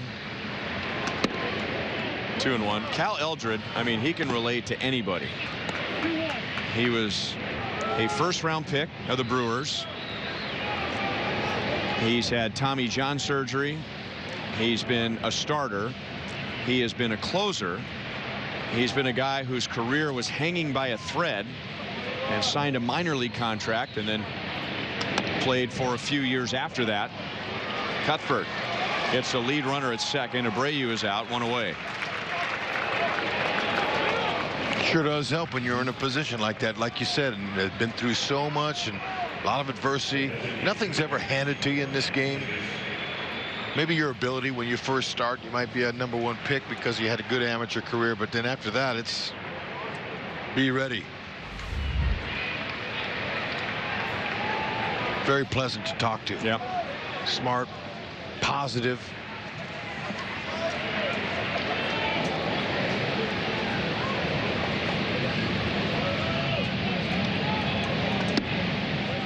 Matt Davidson takes a strike.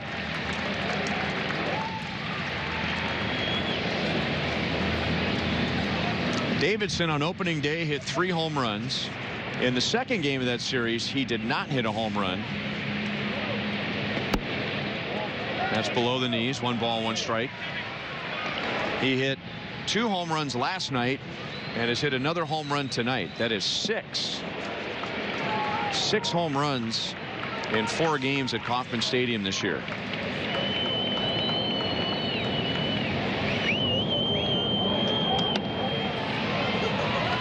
One ball, 2 strikes. So it says Chicago on the front of his jersey, but what Tim Hill sees is handle with care.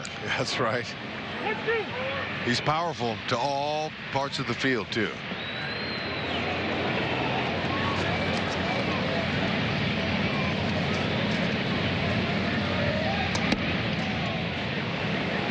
Two and two.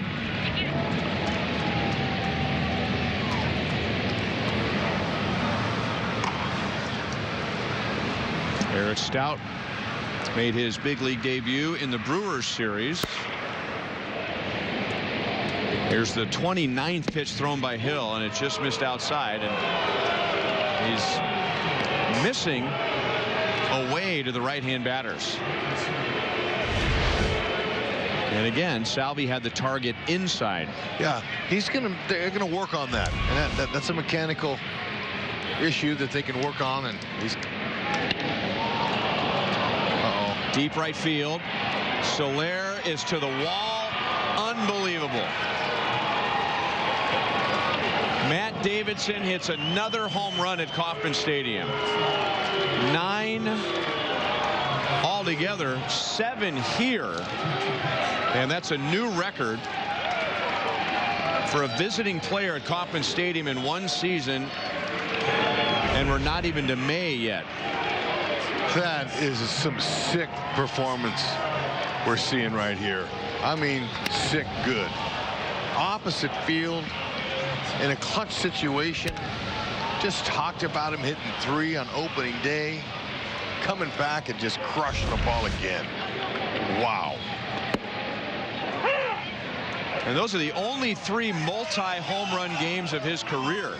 His teammates can't believe it either.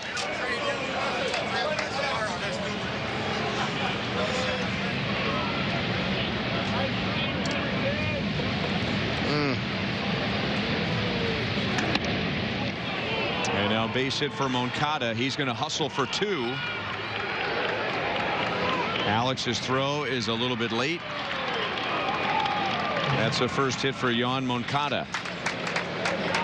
And that's also 14 home runs for the White Sox in 4 games at Kauffman Stadium. That's just amazing. Incredible. And you got to credit the athlete.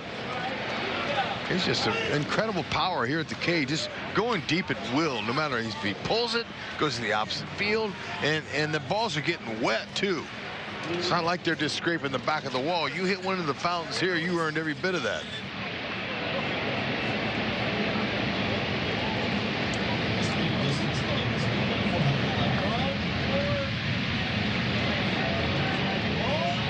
Well, the White Sox, they won the season series from the Royals last year by 1 game, 10-9. The Royals had won the previous 6 season series.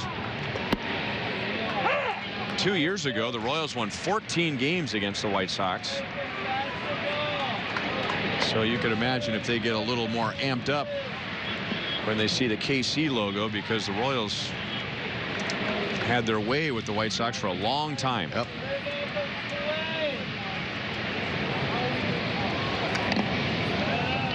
Oh, and 2 on Trace Thompson.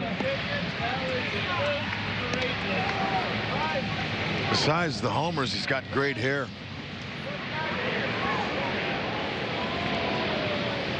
Man.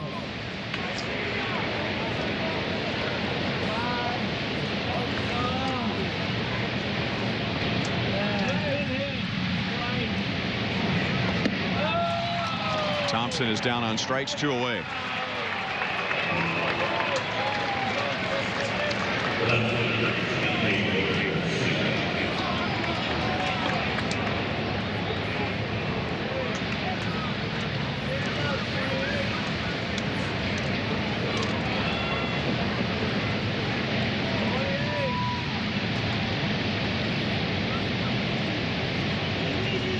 Larry Garcia with 2 down. He was the first man that Bill faced when he came on in the 10th inning, and Tim got him to ground out to second base. In the bottom of the 11th, the Royals are scheduled to send up Gordon, Escobar, and Merrifield. Foul ball.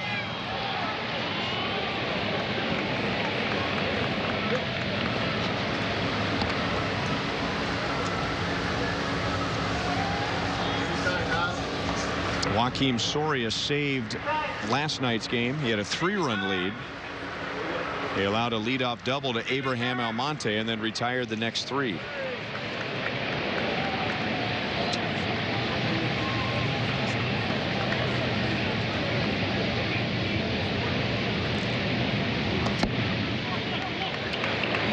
One and 2.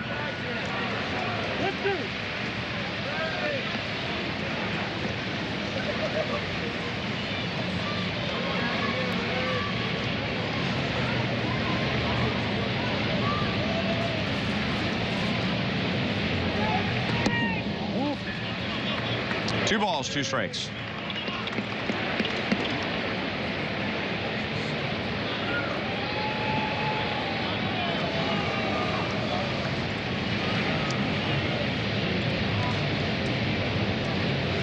This will be his 40th pitch.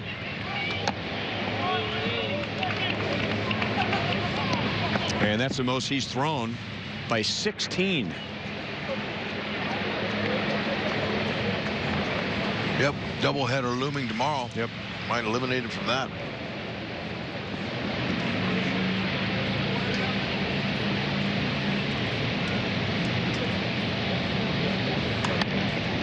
Going the other way. And now Moncada's coming around third. Soler's throw is cut off. So the White Sox get a 3rd run. Davidson hits a 2-run home run. Garcia drives in a run. The Royals are down by 3.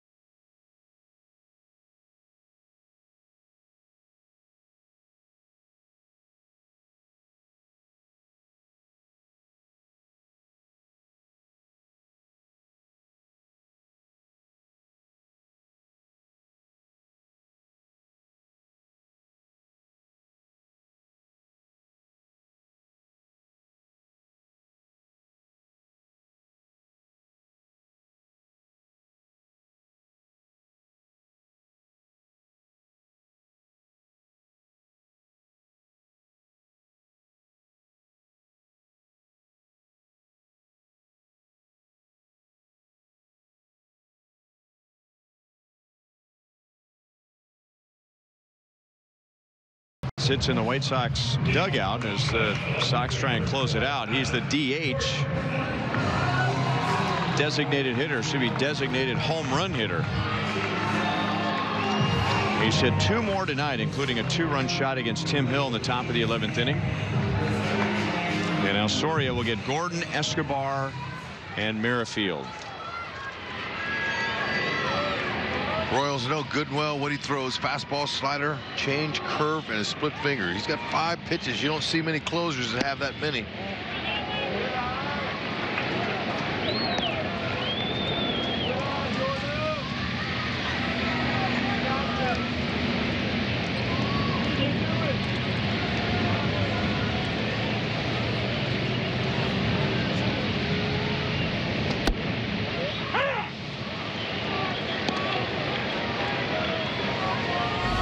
Has been on twice tonight. He was hit by a pitch in the 6th inning and then singled to right in the 8th.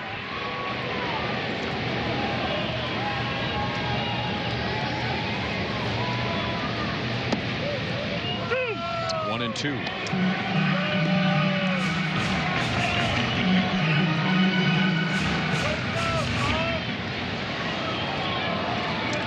Soria's second tour with the Royals was nothing like his first tour with the Royals.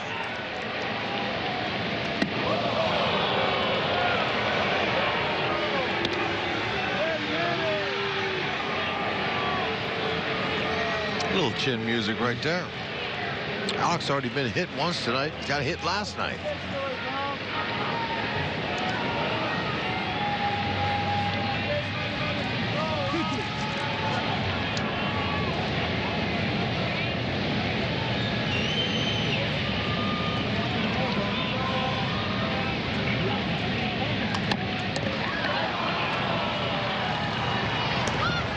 One down. As it stands now, he has the 3rd most saves in Royals history, Joakim Soria. 162, trailing Monty, who has 304, then Dan Quisenberry. After him, Greg Holland.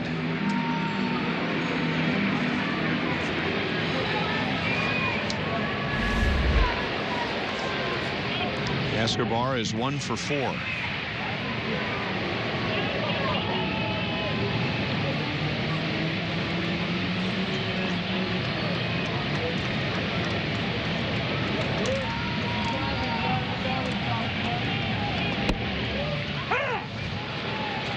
I don't know if he'd admit it.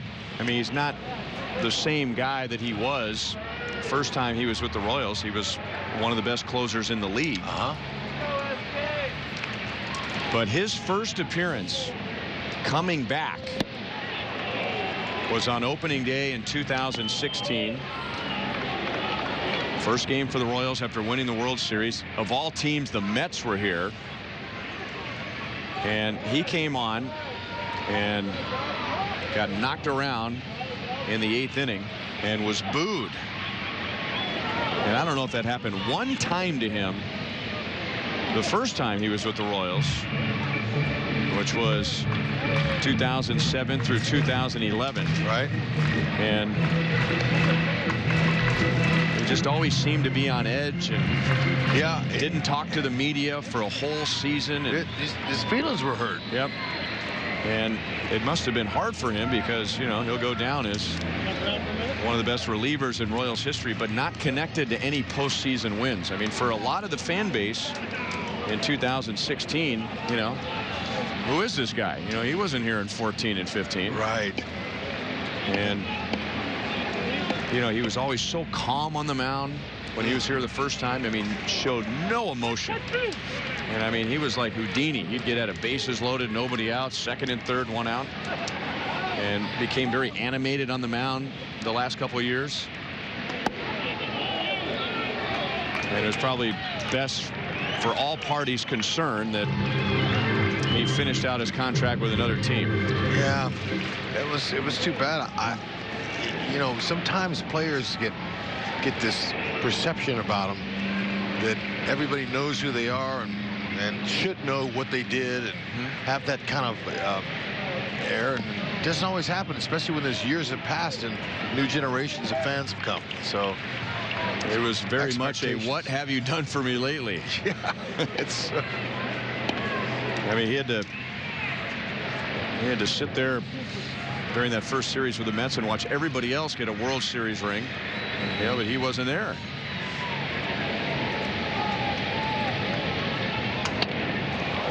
Escobar's bat is split. Not broken in half, but split like it was hit on the top with an axe.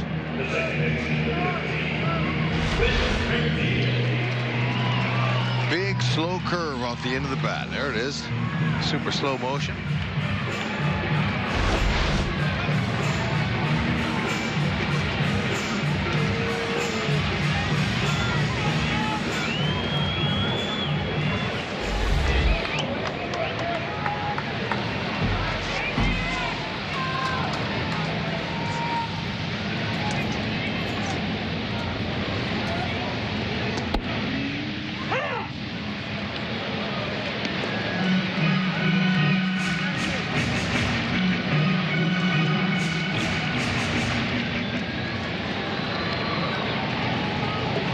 Witt tonight is 1 for 4 with a run scored.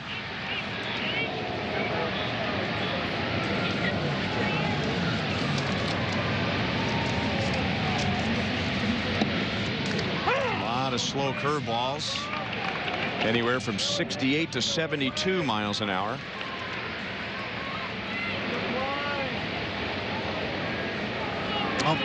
He's a pitching closer. He's not a guy that's going to blow the ball by you. He's not going to fire it, you know.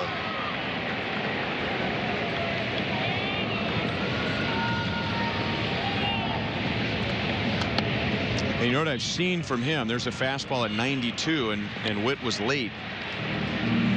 When he was at his best with the Royals in that first tour, I mean, he was 90, 91, 92, but the hitters would take swings like it was 96 or 97. In his second tour, he was throwing 94, 95, and it didn't have the same life. It didn't have the same movement. Yeah, you know, he's more effective with less velocity. Exactly. Witt pulls it up the left field line and past Garcia. And he has a 2-out double. Fourth on the season. Just a little bit of life there, not the split finger. It's his fifth pitch. I mean, you know, less is more.